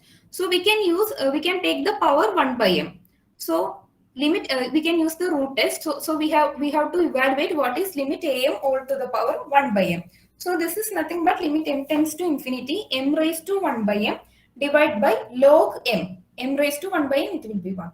So this m tends to infinity, m raised to 1 by m will go to 1 and log m will go to infinity. So anyway it will go to 0, which is strictly less than 1. So by root test we can conclude that the series is absolutely convergent. Now, the second one is summation m equal to 2 to infinity 1 by log m all to the power m. So there also we can use the limit test, that is limit m tends to infinity bm all to the power 1 by m equal to 1 by log m. That also converges to 0, which is strictly less than 1. So from root test we can quickly conclude that the series is convergent. Okay. So now let an and bn be sequence of positive real numbers such that n times an is less than bn is less than n square an for all n greater than or equal to 2. If the radius of convergence of the power series is summation n equal to 0 to infinity, an x raised to n is 4, then, so we have to go to the definition of power series before that. So power series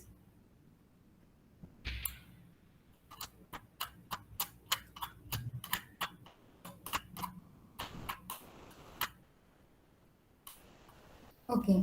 So a power series about x equal to 0 is a series of the form summation n equal to 0 to infinity Cn x to the power n. That is C0 plus C1 x plus C2 x square plus etc. plus Cn x to the power n. And a power series about x equal to a is a series of the form summation n equal to 0 to infinity Cn x minus a all to the power n. That is C0 plus C1 into x minus a plus C2 into x minus a whole square plus etc. plus, in which the center A and the coefficients are C0, C1, C2, etc. Cn. Now, how to test that a power series is convergent? So, we have a series summation Cn x to the power n. Usually, how we will check that a series is convergent? Usually, we have that limit test, all those things. That is, when limit an plus 1 divided by an is less than 1, we can say that series converges. Or if this limit mod n all to the power n 1 by n is less than 1, we can say that the series converges. Like that we have. So here the series is nothing but Cn x to the power n. So instead of an plus 1, so summation an converges. So this is about the convergence of summation an. In that case, we have to evaluate limit mod n plus 1 divided by mod n less than 1. So in that case, we will get that the series converge or diverge, like that we will get. So in order, if we apply the same here, we will get it as limit a, instead of an plus 1, we will get it as Cn plus 1 into x to the power n plus 1 divided by Cn into x to the power n. Then it will become less than 1. So this is the question. For if it is less than 1, then we can say that the series converges at that particular point x. Okay. So this is nothing but Cn plus 1 x raised to n plus 1 divided by x raised to n, x divided by Cn limit, when it is less than 1. So when mod x is less than 1 by limit mod Cn plus 1 divided by Cn, we can say that the series is converging. Okay, so this we call it as the radius of convergence of the power series summation Cn x raised to n. Okay. So similarly, limit mod n power 1 by n when it is less than 1. So if a series summation Cn x raised to n is a power series, for if x satisfies this particular property, we can say that at that particular point x it is convergent. So it need not be true that a series is convergent at every point. That need not be true. For example, if we take the series summation r raised to simply take summation x raised to n. So this is convergent when this is a geometric series, and this is convergent when mod x is less than 1, it is convergent. And if mod x is greater than 1, this is not convergent. Okay, so we from in this region, that is from -1 to 1, we are getting that the series is convergent. Outside that, it is divergent. So this is a power series with Cn equal to 1. So here we are trying to evaluate in which all regions this series convergent. That is for which all points x the series is converging.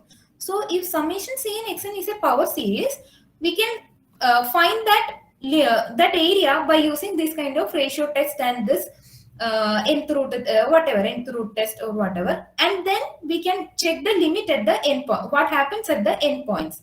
Then we can conclude that the power series in which all regions this power series converges. Okay. So how to test a power series is convergent? First, we can use either a ratio test to find the interval on which the series converges absolutely, and if that interval is a finite interval, we can check at the end points also. Okay, and then we can use we can finally find out at which all points it is convergent. So this is the definition of power series. So converges for every c. If it is convergent for a c, then it will be converges absolutely for all mod x which is strictly less than c. We can use the comparison test. And if mod x is, and if the series diverges for x equal to d, then it will be divergent for all mod x greater than d. And the possible behavior, that is either if that sometimes if we take the sometimes this radius of convergence we will get it as entire, or sometimes we will get it as radius of convergence as 0. That we can do as problems we can do. and summation Cn x minus a all to the power n converges. And we can, if suppose this converges, we can write it as f of x equal to summation n equal to 0 to infinity Cn x minus a all to the power n. And we can find the derivative term-wise derivative we can find. So f dash of x, we can find the derivative at each term and then we can club it together. So this will be nothing but x minus a all to the power n derivative, that is n times x minus a all to the power n minus 1. So summation n equal to 1 to infinity n Cn x minus a all to the power n minus 1. So that will be f dash of x. And similarly, we can find the higher derivatives also, if we have a closed form for that. Now we can, since we are doing differentiation, we can use the we can try integration as well. So if f of x equal to summation n equal to 0 to infinity Cn x minus a all to the power n, we can integrate also, that is Cn x minus a all to the power n plus 1 divided by n plus 1 as integral f of x dx. And if summation an x raised to x minus n all power n is given, if this is of the form, then we can say that the radius of convergence will be equal to 1 by rho, where rho equal to limit mod n plus an plus 1 divided by an, or limit mod an all to the power 1 by n. So this will be the radius of convergence of a power series. Now we can go back to our question.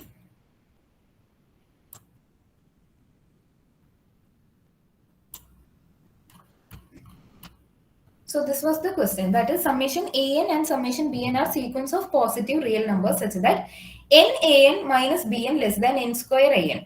We have to check, and we know that summation a, the radius of convergence of summation an x raised to n is 4, that is given. We have to check for which all values the sequence of positive real numbers summation bn converges. Okay. So whether summation bn x raised to n converges for all mod x less than 2 or mod x greater than 2, like that we have to find.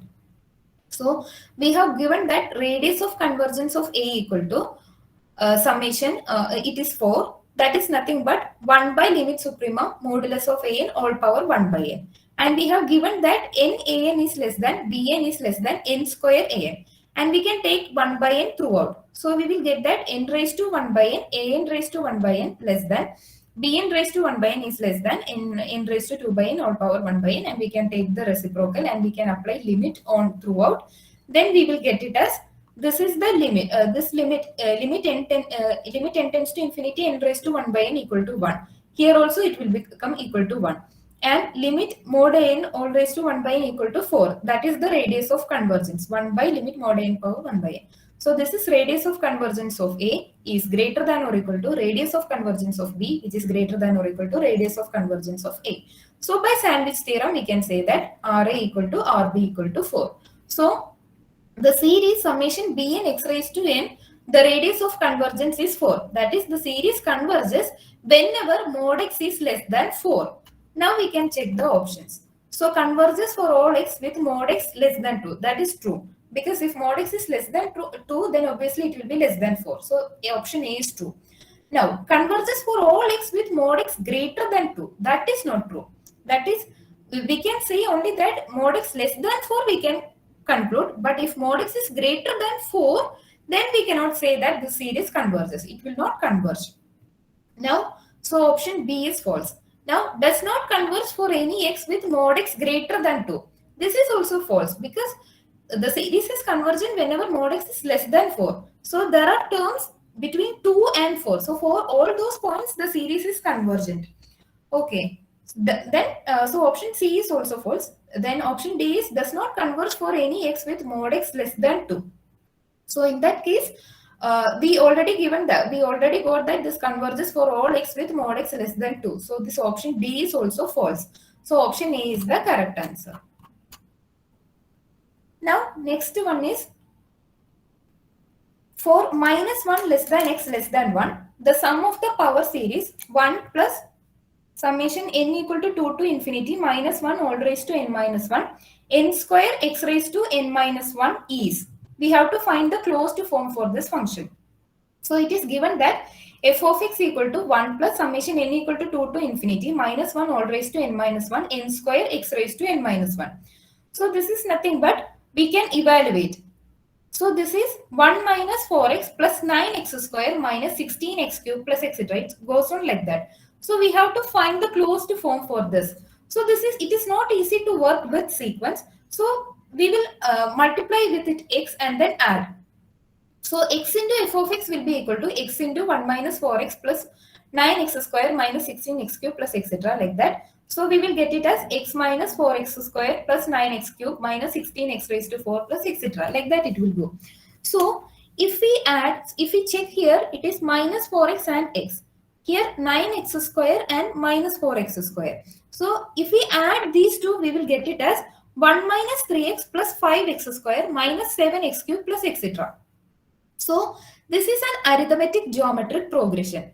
That is, here these terms are here 1, 3, 5, 7. That is go on increasing. That is in a arithmetic progression, and minus x square. That is geometric progression. So this is a combined version of arithmetic progression and geometric progression. So how we can find the series? Find the sum of a series with arithmetic geometric progression. So that we have to evaluate. So if we get that result, then we can directly apply to here. So this is S is equal to, suppose we have an arithmetic geometric progression, S equal to A plus D into R plus A plus 2D into R square plus etc. Goes on like this. Then multiply it with R. The same strategy we adopted to find the limit of a geometric progression, geometric series. So we multiplied there also, we multiplied with R. Here also we will do the same. So this is SR equal to AR plus A plus T into R square plus etc. plus like that it will go. So S minus SR will be A will remain there, and A plus DR minus AR, that will be simply DR. And here A plus 2D minus A plus D into R square. So that is simply DR square. Like that it will be going. So S minus SR will be equal to A plus DR square plus DR cube plus etc. So DR we can take it outside. So what remains is A plus DR into 1 plus R square plus etc. So this is a geometric progression. And when mod R is less than 1, we can say that this will converge to 1 by 1 minus R. So this is nothing but A plus DR divided by 1 minus R. So S is equal to A by 1 minus R plus DR divided by 1 minus R whole square, where A is the first term, D is the common difference, and R is the common ratio. So here we have the sequence f of x into 1 plus x. We got it as, here it is f of x into 1 plus x. We got it as 1 plus 3 into minus x plus 5 into minus x whole square plus 7 into minus x whole cube, etc. So here A equal to 1 and 1, 3, 5, 7. What is the common difference? It is 2. And R equal to minus x. So if we substitute this A, D and R here, what we get? A by 1 minus R, that is 1 by 1 plus x plus 2 into minus x divided by 1 plus x whole square. So on simplifying, we will get it as 1 plus x minus 2x by 1 plus x whole square. And we can take this 1 plus x towards down. So this will be nothing but f of x equal to 1 minus x divided by 1 plus x whole cube. So this is the option. Now next one is, this is a simple question that everyone can do. That is, which of the following series is divergent? That is summation n equal to 1 to infinity 1 by n sine square 1 by n, and summation n equal to 1 to infinity 1 by n log n, summation n equal to 1 to infinity 1 by n square sine 1 by n, and summation n equal to 1 to infinity 1 by n tan 1 by n. So before that, I will explain the integral test and P series, and then we will come back to this question.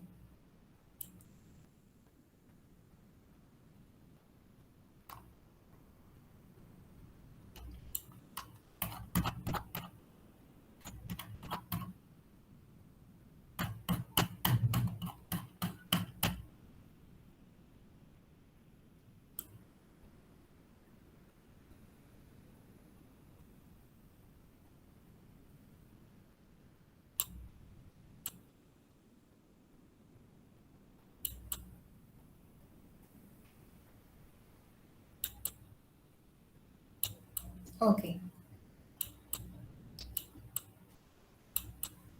So integral test is nothing but suppose we want to check the convergence of 1 by n square. This is nothing but 1 plus 1 by 4 plus 1 by 9 plus etc. plus 1 by n square. It is going like this. So we are trying to determine the convergence of this series, comparing it with the limit of the integral value of 1 by x square from 1 to infinity. So we are trying to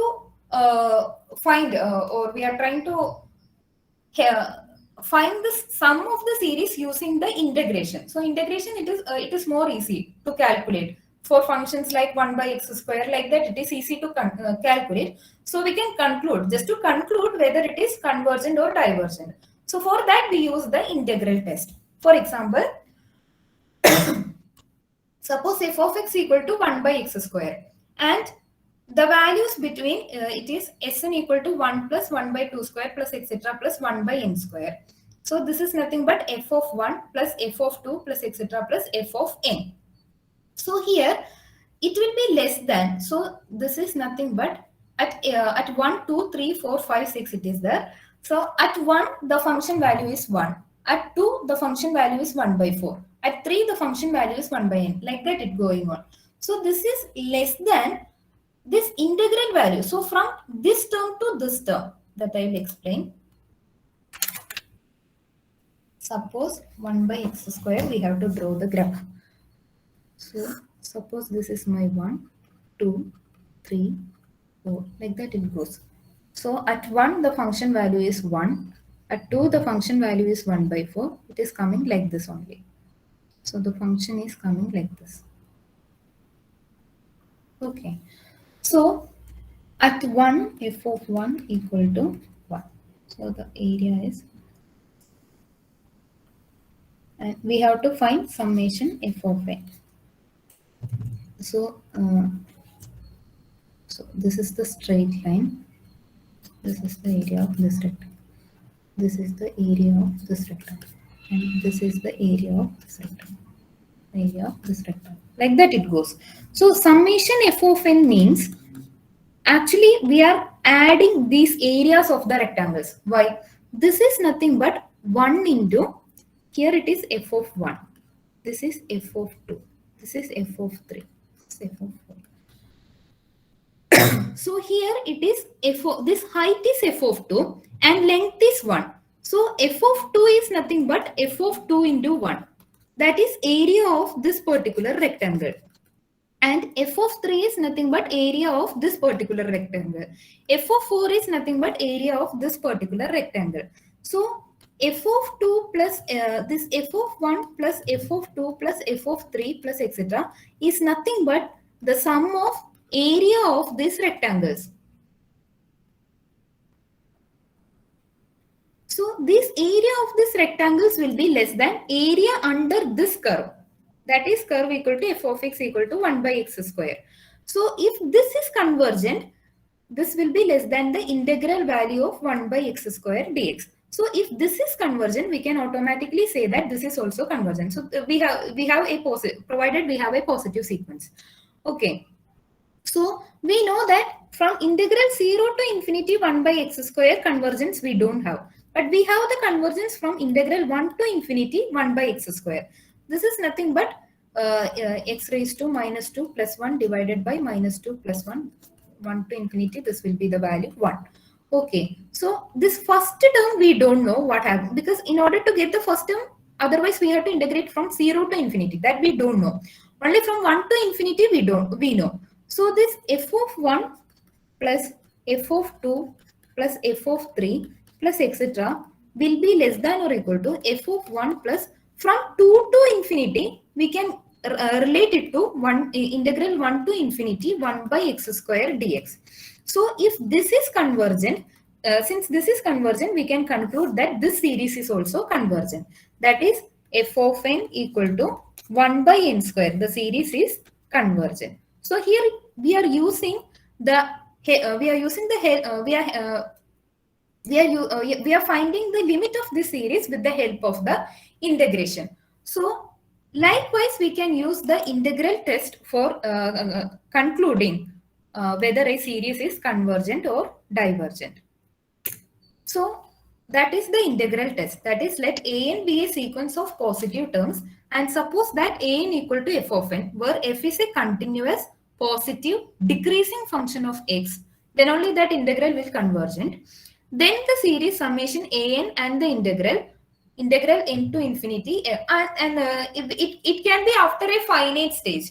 So even if it is after a finite stage, we can take the sum up to a finite terms. It is okay. It does not depend upon the convergence or divergence. That is independent. So at least after a finite stage, we are getting a function with these properties. Then we can say that the summation n equal to n to infinity an and the integral n to infinity f of x dx both converge or both diverge.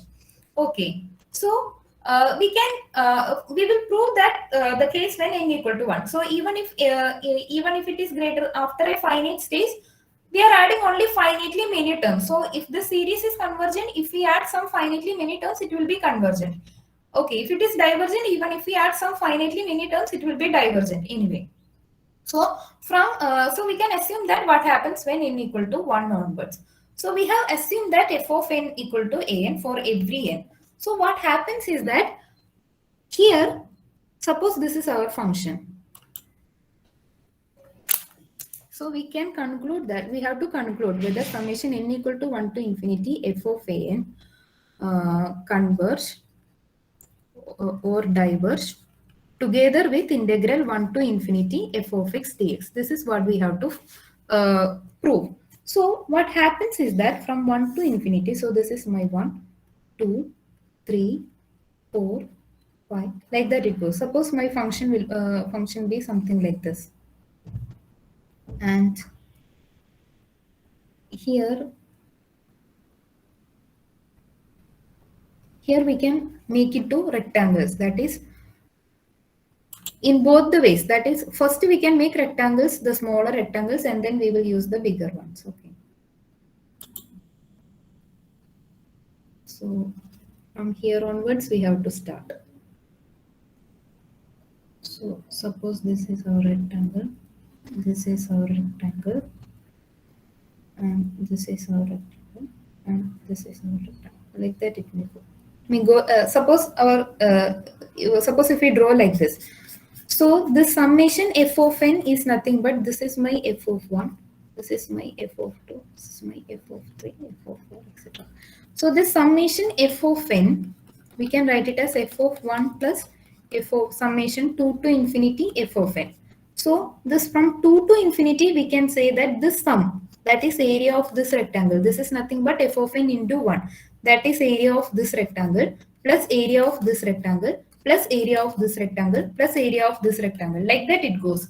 So if this integral is convergent, then we can say that this adding a finite term will also convergent. So we can conclude that the summation f of n is convergent. Okay.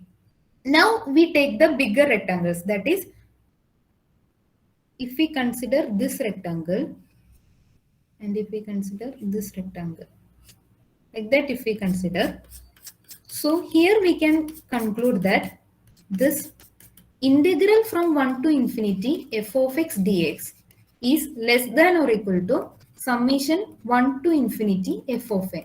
So if this is convergent, we can conclude that this is also convergent. So this, if integral is convergent, we can say that the summation is convergent. If the summation is convergent, we can conclude that integral is convergent. So this is the integral test. So here a1 plus a2 plus etc plus an equal to, oh sorry, when I draw the figure, this is a decreasing function, we have assumed that. So it should be something like this. I draw in a randomly. So that here I have drawn correctly. So this a1 plus a2 plus etc plus an, this is a decreasing function, like that it goes.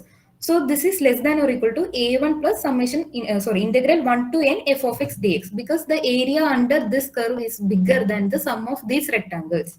So if this is convergent, obviously this will convergent. If this is, here it is integral 1 to n plus 1 f of x dx is less than or equal to a1 into 1 plus a2 into 1 plus etc plus an into 1. That is, this integral is less than or equal to sum of areas of these rectangles.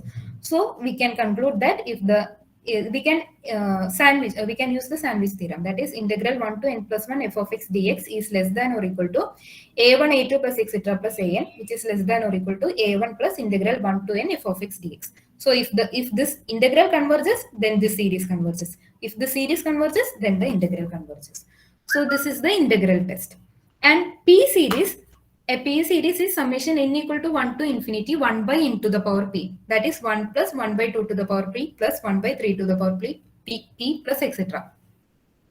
Now this series converges when p is strictly greater than 1 and diverges if p is less than or equal to 1.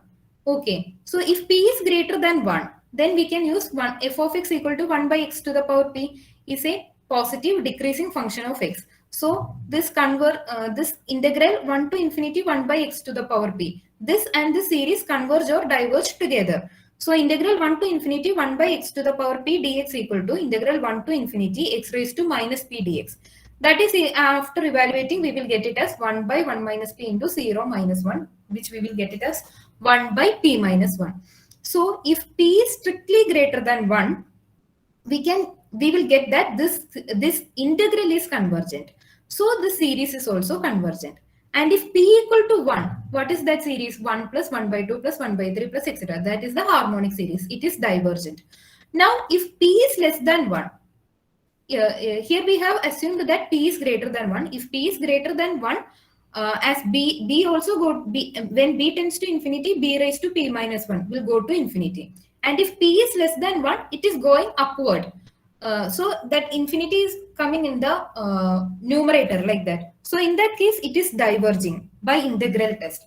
So we can say that when p is strictly less than 1, the series is divergent. And at p equal to 1, it is already divergent, we know. So this p series converges when this p is strictly greater than 1. And if p is less than or equal to 1, this p series is divergent. Now we can go back to our problem.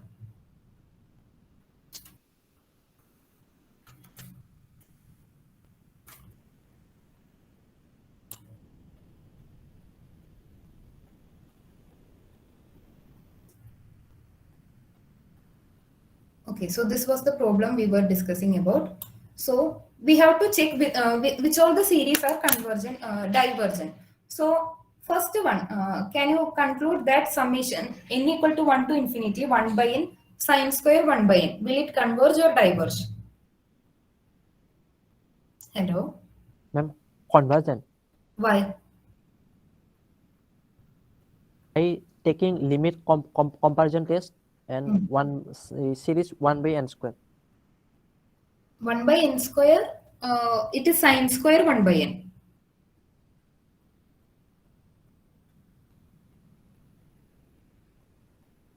A 1 by n cube will do it.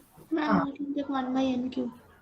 So if we take an equal to 1 by n into sine square 1 by n and bn equal to 1 by n cube, if we evaluate the limit an by bn, we will get it as sine square 1 by n divided by 1 by n square. So as n tends to infinity, this guy will go to 0. So the sine, sine as x tends to 0, it is asymptotic to the line y equal to x. So limit n tends to infinity, sine square 1 by n divided by 1 by n square will go to 1. So this is a non-zero constant. So this summation an and bn converge or diverge together.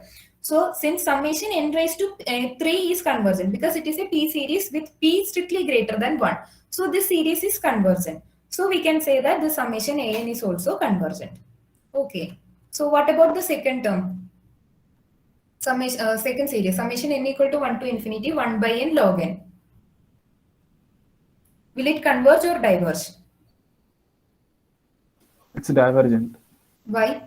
You can use comparison test with 1 by n. Okay. You can use the 1 by n. That is an equal to 1 by n log n and bn equal to 1 by n. So if we use the limit test, we will get it as log n, which will go to infinity. So this 1 by n is a divergent series. So this bn is also summation bn is a divergent series. So summation an will also diverge. Now what about the next one? Summation n equal to 1 to infinity 1 by n square sine 1 by n. Convergent, ma'am. Why? Ma'am, we can use comparison test with 1 by n square. 1 by n square. Ma'am, mod of 1 by n square sine 1 by n is less than equal to 1 by n square. Okay, you can use in that way. I have used 1 by n cube itself, just replicating a. Now, what about the fourth one? Summation n equal to 1 to infinity 1 by n tan 1 by n. It also convergent. Use 1 by n square and comparison test limit form. Yes. So we can use 1 by n square. So an by bn will be 1 by n tan 1 by n divided by 1 by n square. That will go to 1. So this is a strictly positive. So this summation an and summation bn will converge or diverge together. So since summation 1 by n square converges, we can say that summation 1 by n tan 1 by n will converge. Now, let an be a sequence of positive real numbers. The series summation n equal to 1 to infinity an converges if the series summation an square converges. So can you conclude that then that is if this is convergent, can you conclude that summation an converges? So if summation an square converges, can you conclude that summation an is convergent? No, ma'am. Why? Ma'am, if we take an equal to 1 by n, then we get contradiction. Okay. Now, what about the second option? If summation an by 2 to the power n converges, then can you conclude that summation an converge? It's also false. Take an equals to 1 for every. So if an equal to 1, summation 1 by 2 to the power n is a convergent series. It is a geometric series. And summation 1 is a divergent series. So we cannot conclude that. Now, what about the third option? That is limit n tends to infinity an plus 1 by an. Will it convert? If it is convergent, then can you conclude that summation an converges? Yeah, it is true. Yes, ma'am. Because Why? if summation an plus 1 by n converges, then limit an plus 1 by n equals to 0, which is less than 1. So where is your test we can? Okay, very good. Now, what about option D? That is summation n equal to 1 to infinity an by an plus 1 converges. Then can you conclude that summation an converges?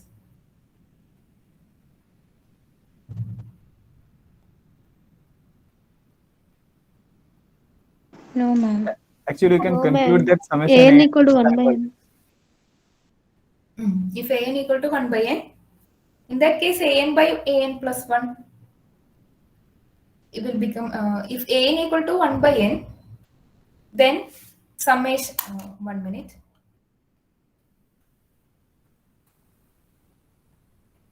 Okay. So if an equal to 1 by n, summation an divided by an plus 1 is nothing but summation 1 by n divided by 1 by n plus 1. So this is nothing but summation n plus 1 divided by n. So this is nothing but 1 plus 1 by n. So in this case, this is not converging because the limit is not going to 0. So you have to make some changes to this an.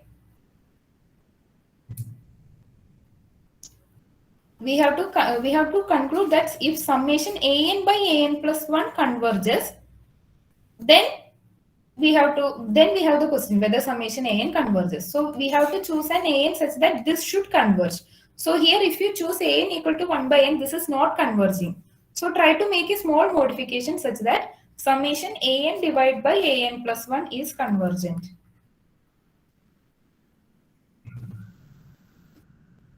Actually, you can prove that if summation an by an plus 1 converges, then summation an diverges.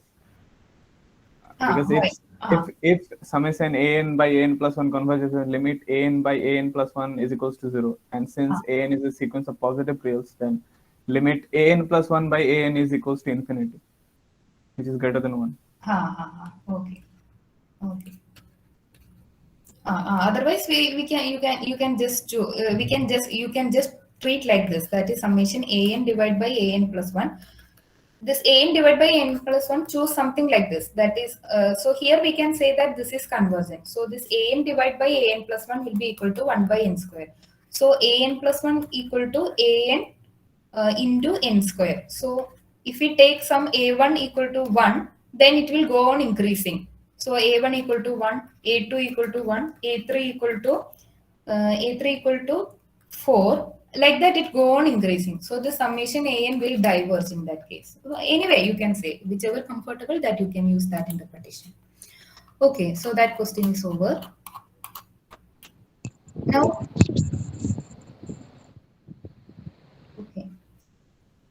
Oh, it is already 12:15. Can I take 10 more minutes? Yeah, of course, Jiya. One or two problems can be discussed. Okay. So, so this problem we can do. Let an be a sequence of positive real numbers such that a1 equal to 1, an plus 1 square minus 2 times an into an plus 1 minus an equal to 0 for all n greater than or equal to 1. Then the sum of the series summation n equal to 1 to infinity an by 3 raised to n lie in the interval. So we need to evaluate this sum actually. So we have to explicitly write what is an, and the only hint given is an plus 1 square minus 2 times an plus 1 minus an equal to 0. So this is a quadratic equation in an plus 1 square, and we have given that a1 equal to 1.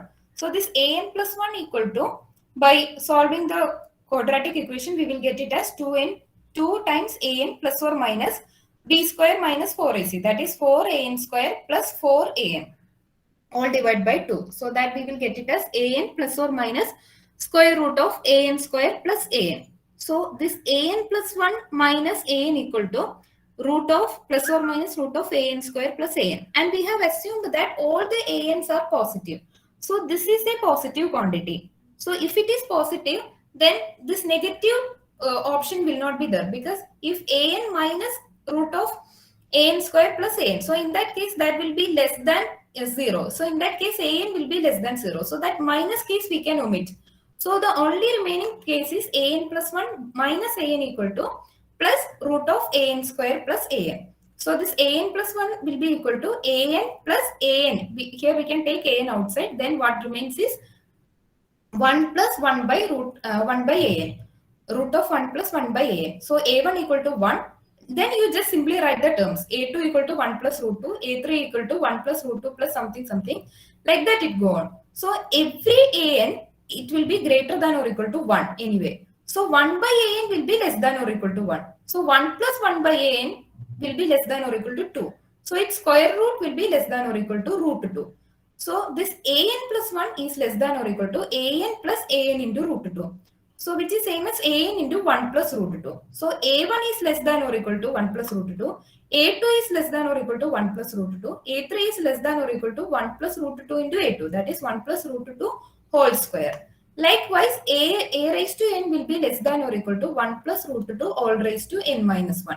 So likewise we will get it as, so summation an divided by 3 raised to n is less than or equal to 1 plus 1 by root 2 all raised to n minus 1 divided by 3 raised to n. So if we multiply by 1 plus root 2 on both sides, on numerator and denominator, we will get it as it is less than or equal to this time. And this is a geometric series, so you can evaluate the sum and you will get it as sum 2 plus root 2 divided by 2. So this is 1.7, approximately equal to some 1.7. So we can say that this summation an divided by 3 raised to n is less than or equal to 1.7. So which interval is the only possibility? So option A is the possible value. Now this is an easy question that you can do yourself. This also you can use integral, Cauchy integral test. And here also here it is an equal to n plus 1 by n, and we have to evaluate summation n equal to 1 to infinity minus 1 all to the power n plus 1 an plus 1 divided by n factorial is. This is what we have to evaluate. And an plus 1, we have n plus 1 plus 1 by n plus 1. So what is the series? An plus 1 divided by n factorial is nothing but n plus 1 divided by n factorial plus 1 by n plus 1 into n factorial.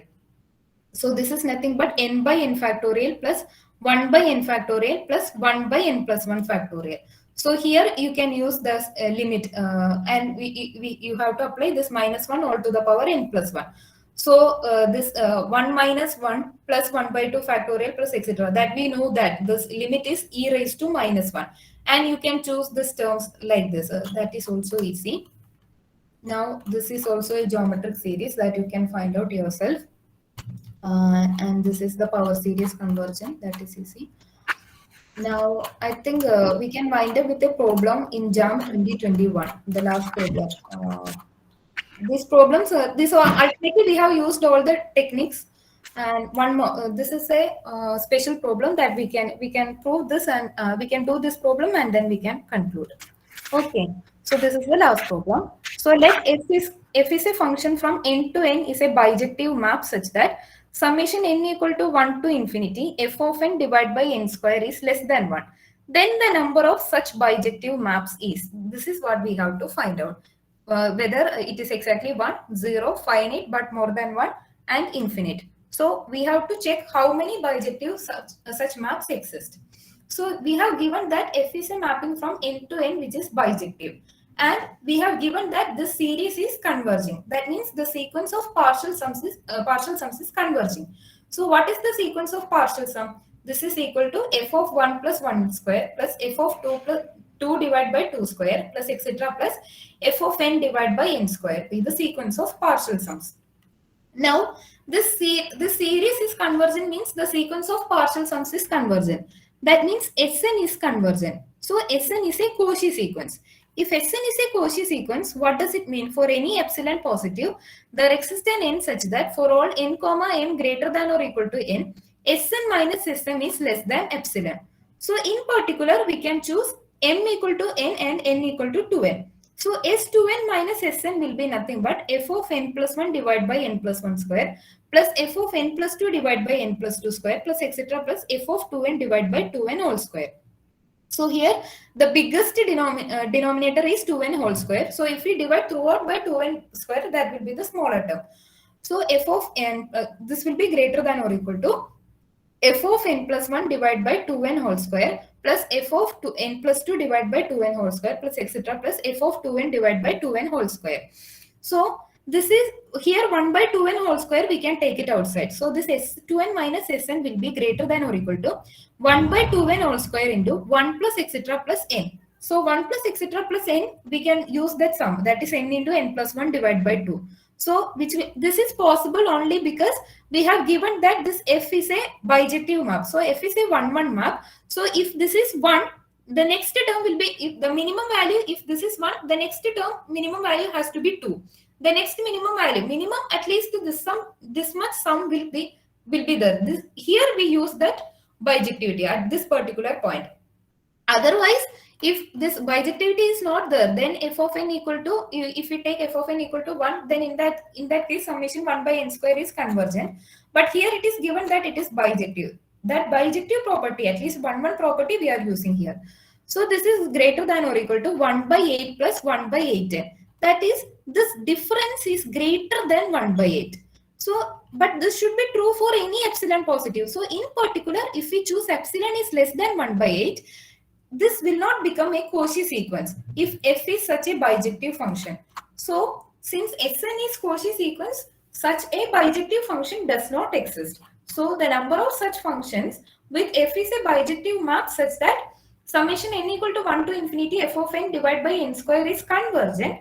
There is no such bijective map. So the number of bijective maps is 0. So I think let's stop here and... Ma'am, I am only Mr. Lugdar. Ma'am, I have a doubt. Ma'am, if an and bn are two positive series and both are convergent, ma'am, can we conclude that root over a and bn is convergent? You are asking for if summation an converges and summation b. Series an and bn is two positive series and both are convergent. And can we conclude that the series root over an into bn is convergent? Root a and bn, I think. Root an. Root a and bn. Yes. Oh, root of an into bn. That I have to work out. Yes, sir. I am from Assam, sir. Preparing for JAM, sir. This year. Okay. Which institute? From where? Sir, Bhattadev University, sir. My name is Meera. I'm from St. Joseph College, Devagiri, Calicut. I would like to thank you for taking this class, and it was really informative. You gave us time to think about the problems, and you explained it in a very well manner that we were able to visualize and we were able to work out the problems very nicely. Looking forward for more sections from you. Thank you, ma'am. Welcome. Thank you, Meera. Ma'am? Yes, Hello. Ma'am, I am Amrita. I am also from St. Joseph's College, Devagiri. We are so near to our JAM exam. We have it in the next month, and we have learned so many things. But we are there. There are so many things more to learn, and your class helped us so much in the last lap of our exam preparation. The way you discussed problems and also theories along with that. Along with the problem, you discussed all the theories based on that, and it was really helpful. Thank you so much, ma'am. Yeah. Thank you. Thank you, Amrita. Hello, ma'am. Ma'am, I am Diya Shah. I am from West Bengal. I am pursuing my first year of M.Sc at IIT Bhubaneswar, and I am preparing for upcoming NET exam. Ma'am, this class helped me a lot for revising the infinite series, and I like this the way you have explained the theory first and explain the problems again. Ma'am, actually, I have a query for you. Ma'am, how did you prepare for NET exam while studying the MSc course also? While studying MSc, I got NET immediately after the first semester. I completed the first semester, and in that December I wrote the NET exam. So that means only the first semester, with that first semester information we can crack CSIR NET. So in first semester we had real analysis and linear algebra. Then ordinary differential equations, topology, and measure theory. And from measure theory there won't be much questions. Usually there will not be any questions. But from real analysis and linear algebra, almost 120 marks will be there. From the questions will be around almost 120 marks. And the one of the most easiest exam is CSIR NET, because we have more than enough choices. The exam is out of 200, and there will be questions for more than 400 and above. Like that, that much choices we have. So for from real and linear only, from real and linear itself, if we study that thoroughly, we can score till 120, maximum 120. In that 120, we cannot say that this exactly 120 we will get. Definitely, we will make mistakes, and some new questions will be there that we cannot attempt. So at least some 80 marks we can score from this real analysis and linear algebra, at least if we study properly. So while MSc, my prescribed text was Rudin for real analysis, and for linear algebra it was Hoffman. So while studying MSc, for semester exam, we usually students will study the theorems and proofs and will skip the exercise questions. But for us, the exercise questions were for exam exercise questions will be obviously there. So when I studied the exercise questions also. Then while solving these exercise questions, our concepts will become more clear. So if we study, for example, if you are studying Rudin, along with that you do all the exercise questions.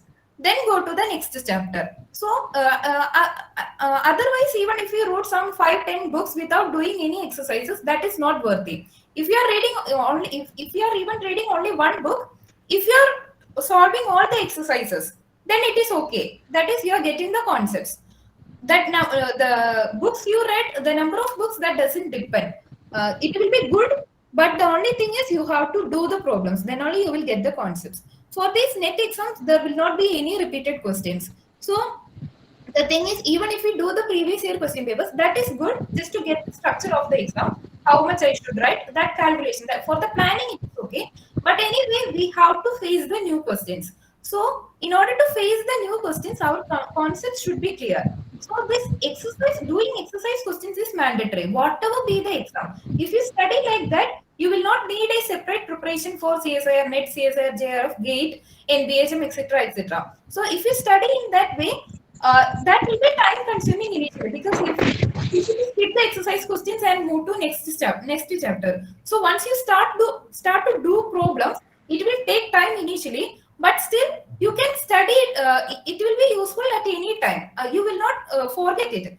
Whatever you study, so first thing is you have to choose whichever paper is comfortable to you. If it is algebra, complex analysis, whatever be the choices, you just fix some targets that is some main subject, some 2-3 main subject you choose, and then focus on these subjects. But you should not completely skip all the other topics. Like if you are studying this real analysis and linear algebra, don't completely skip this complex analysis and then what else, algebra, topology, like that completely you should not skip. You should have that basic knowledge in at least the subject you study in MSc. For example, if you don't know about probability part, that is okay. At least from first 3 modules, you will have this ordinary differential equations, partial differential equations, all these things in MSc. So that at least for what all papers you learn in MSc, that basic knowledge should be there. Other than that, you have to focus on some 2-3 subjects. And the thing is, you have to in your mind you should have an idea how much I should write, how much mark I needed for this, how much mark I expect, and for that mark how much I should write. So that calculation should be there before the exam, and then you prepare, choose subjects accordingly. So if you want to get 120 marks, if you choose real analysis and linear algebra, suppose you will get some 80 marks. You choose some other subject so that you can get this 40 marks remaining. So likewise, you should have a planning in your mind, which all subjects that you should learn. That I cannot tell directly that this you should learn, real analysis you should learn, that I cannot tell. Whichever subject is comfortable to you, you can choose in that way. So once you choose in that way, then you focus on these subjects, and then you just have a quick revision on all the other subjects. Not all the other subjects, the statistics, all this thing that you can leave if you are not comfortable, but at least some minimum subjects it should be there. And whichever subjects you learn it thoroughly. That is, you should do the exercise questions, then you will get it. Thank you, ma'am. No problem, Jiya.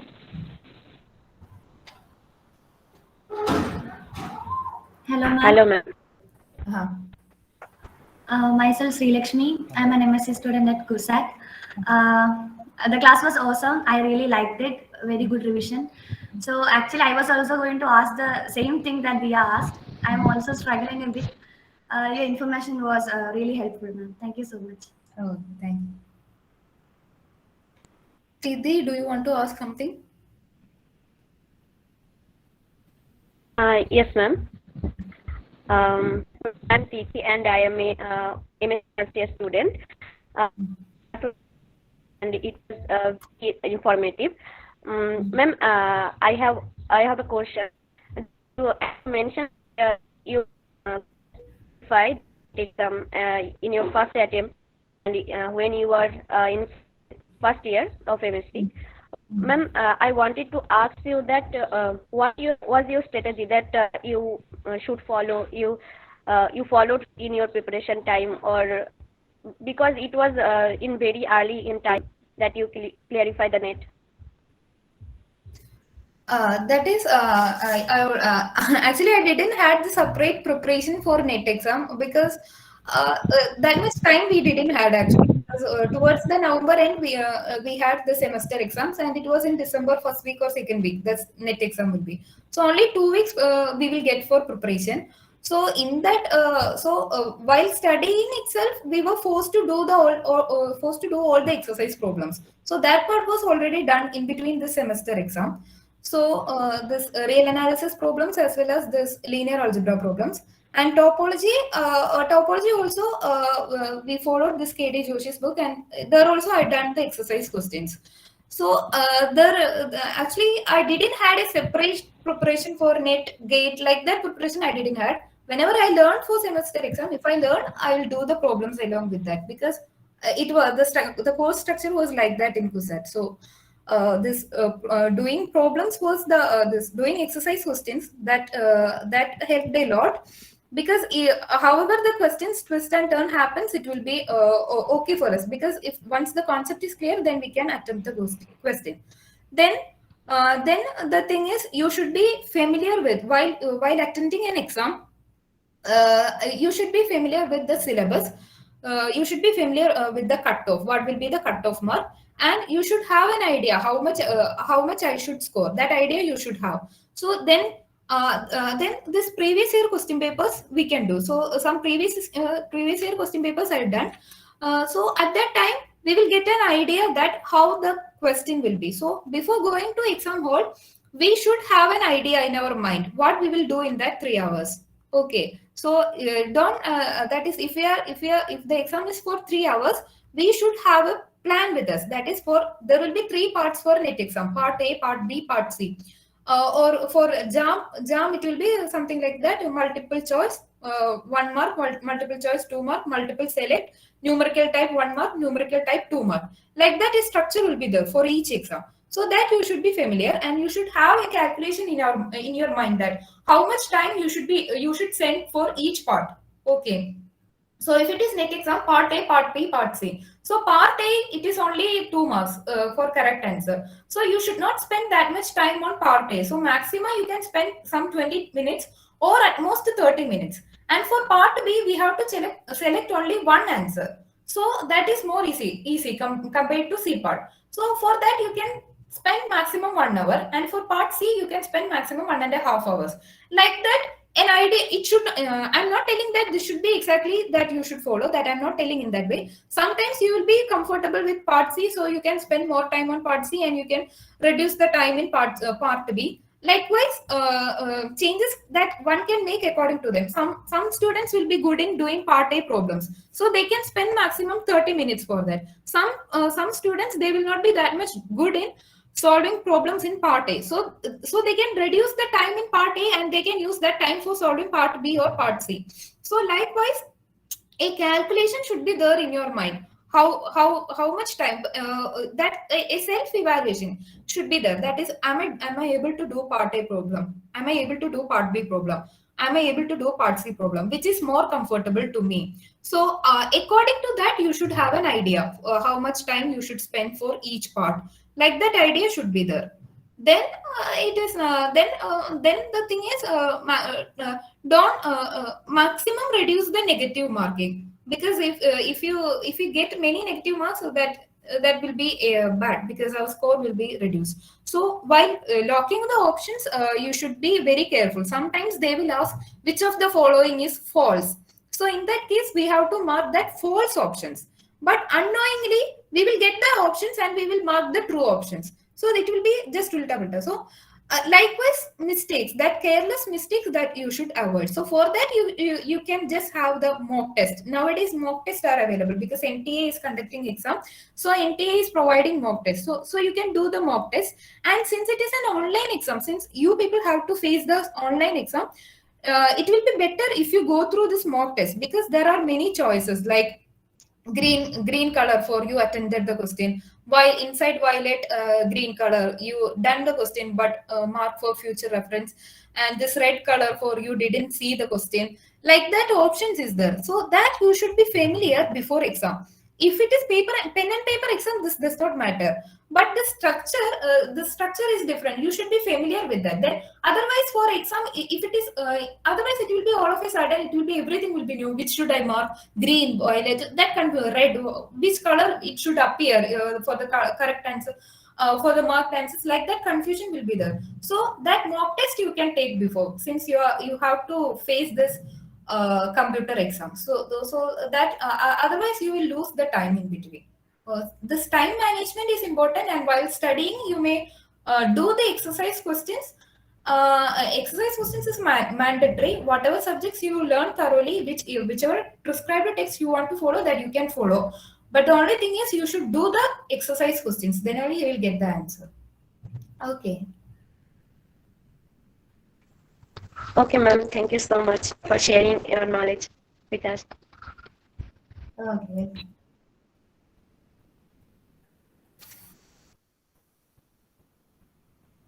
Excuse me. I am Dharmendra from VART. Dharmendra, I want to ask reference and test book for this topic. For? This topic is real analysis and You are not audible. I didn't get your question. about books and books. Can you just type in chat? I'm not able to hear you.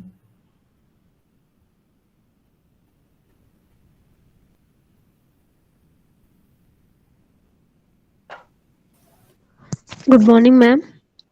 Good morning. Ma'am, this is Sai Devi, ma'am. I completed my M.Sc in Andhra University, ma'am. Andhra Pradesh. Yes, ma'am. It was a nice session, ma'am. I like your way of teaching, ma'am. During explaining sums using graph method is very nice, ma'am.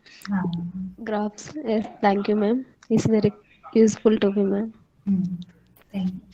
I remember that thing. I remember now only that during competitive exam, drawing graphs is very important. Drawing graph or some visual representation. So whenever you get a question, you try to represent it visually. You can draw some graphs, or if it is some questions related to open set, closed set, you can have some rough drawings in your paper. So that will that have two benefits. One, you can save your time. The second thing is you can reduce the errors. Otherwise, you will be get confused whether this is inside the set, that outside that set. So once you draw the figures, you can reduce that kind of errors. So you will get quickly answers will be you will get quickly. At the same time, you can reduce the time also. That time management will be helpful for time management. So whenever you study this, especially this topics like real analysis, topology, all those things, definitely you should draw figure corresponding to each theorem. There will be some figure that should be a practice in your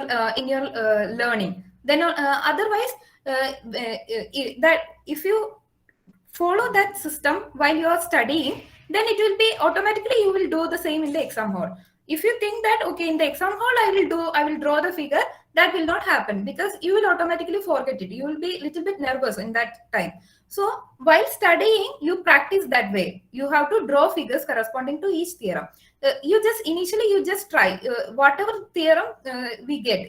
Suppose it is some continuous function, uniform continuity, something, you will be getting a concept.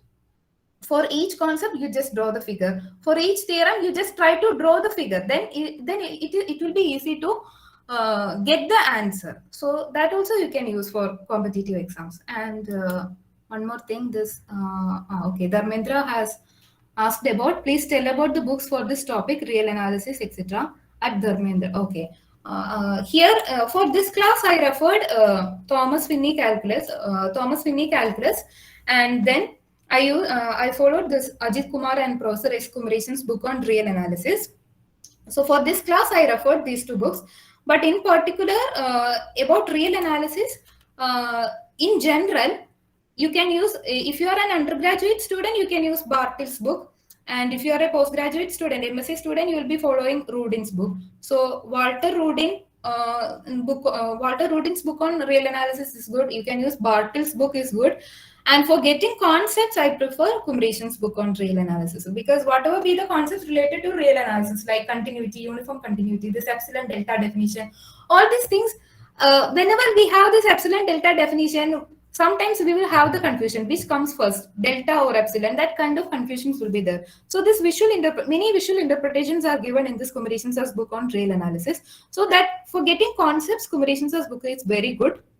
And for solving problems, you can refer Rudin, Bartle, whatever. I'm not telling you should follow this particular textbook, but all these books are very good. And then you can do the problems in problems book in American Mathematical Society. American Mathematical Society, I think 3 volumes. One volume for sequences and series, one volume for continuity and differentiability, and one other volume for Riemann sums, etc. So you can refer these American Mathematical Society's books for problems, for getting problems. So there is a wide variety of problems in these books.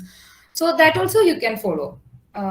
Mainly Rudin, Bartle, like whatever be the prescribed text that you are following, you can use that itself. Whichever book is comfortable. That is, but the only thing is you have to do the exercise questions. Okay. Hello, ma'am. This is Tanmay Karmakar. I'm a M.Sc first year student at IIT Madras. Thank you, ma'am, for this wonderful session. This is a very good two-way conversation between you and us. Thank you, ma'am. Looking forward to more classes from you. Thank you, ma'am. Welcome. Ma'am, please share the notes, ma'am. Okay. That I will share to sir, and then he will give to you.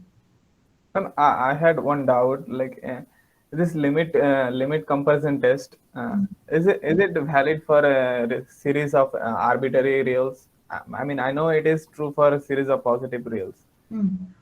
Is it valid for arbitrary real numbers series? But in case of arbitrary real numbers, if we take that negative, if we take this negative values, that is, if summation 1 by minus n, if it is coming like this, then that value c will be less than that minus. For example, if we have this summation minus n, and then if we compare it with summation 1 by n or whatever, you will get a limit, but that we cannot conclude the convergence. Only if we have the positivity we can say. Otherwise, we cannot ensure that it is convergent. Yeah. Okay, ma'am. Fine. Thank you, ma'am. Okay.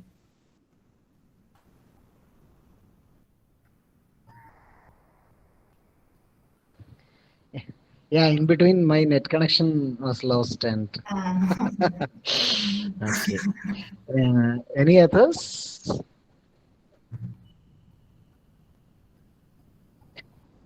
Okay, I hope that many of them are already expressed their comments. Okay, anyway, let us wind up here. So thank you, Jiya, for being with us, and wish you all the success in your research career and further studies. And all participants, all the best for your coming examinations. Thank you, everyone. Let's wind up here. Okay, thank you.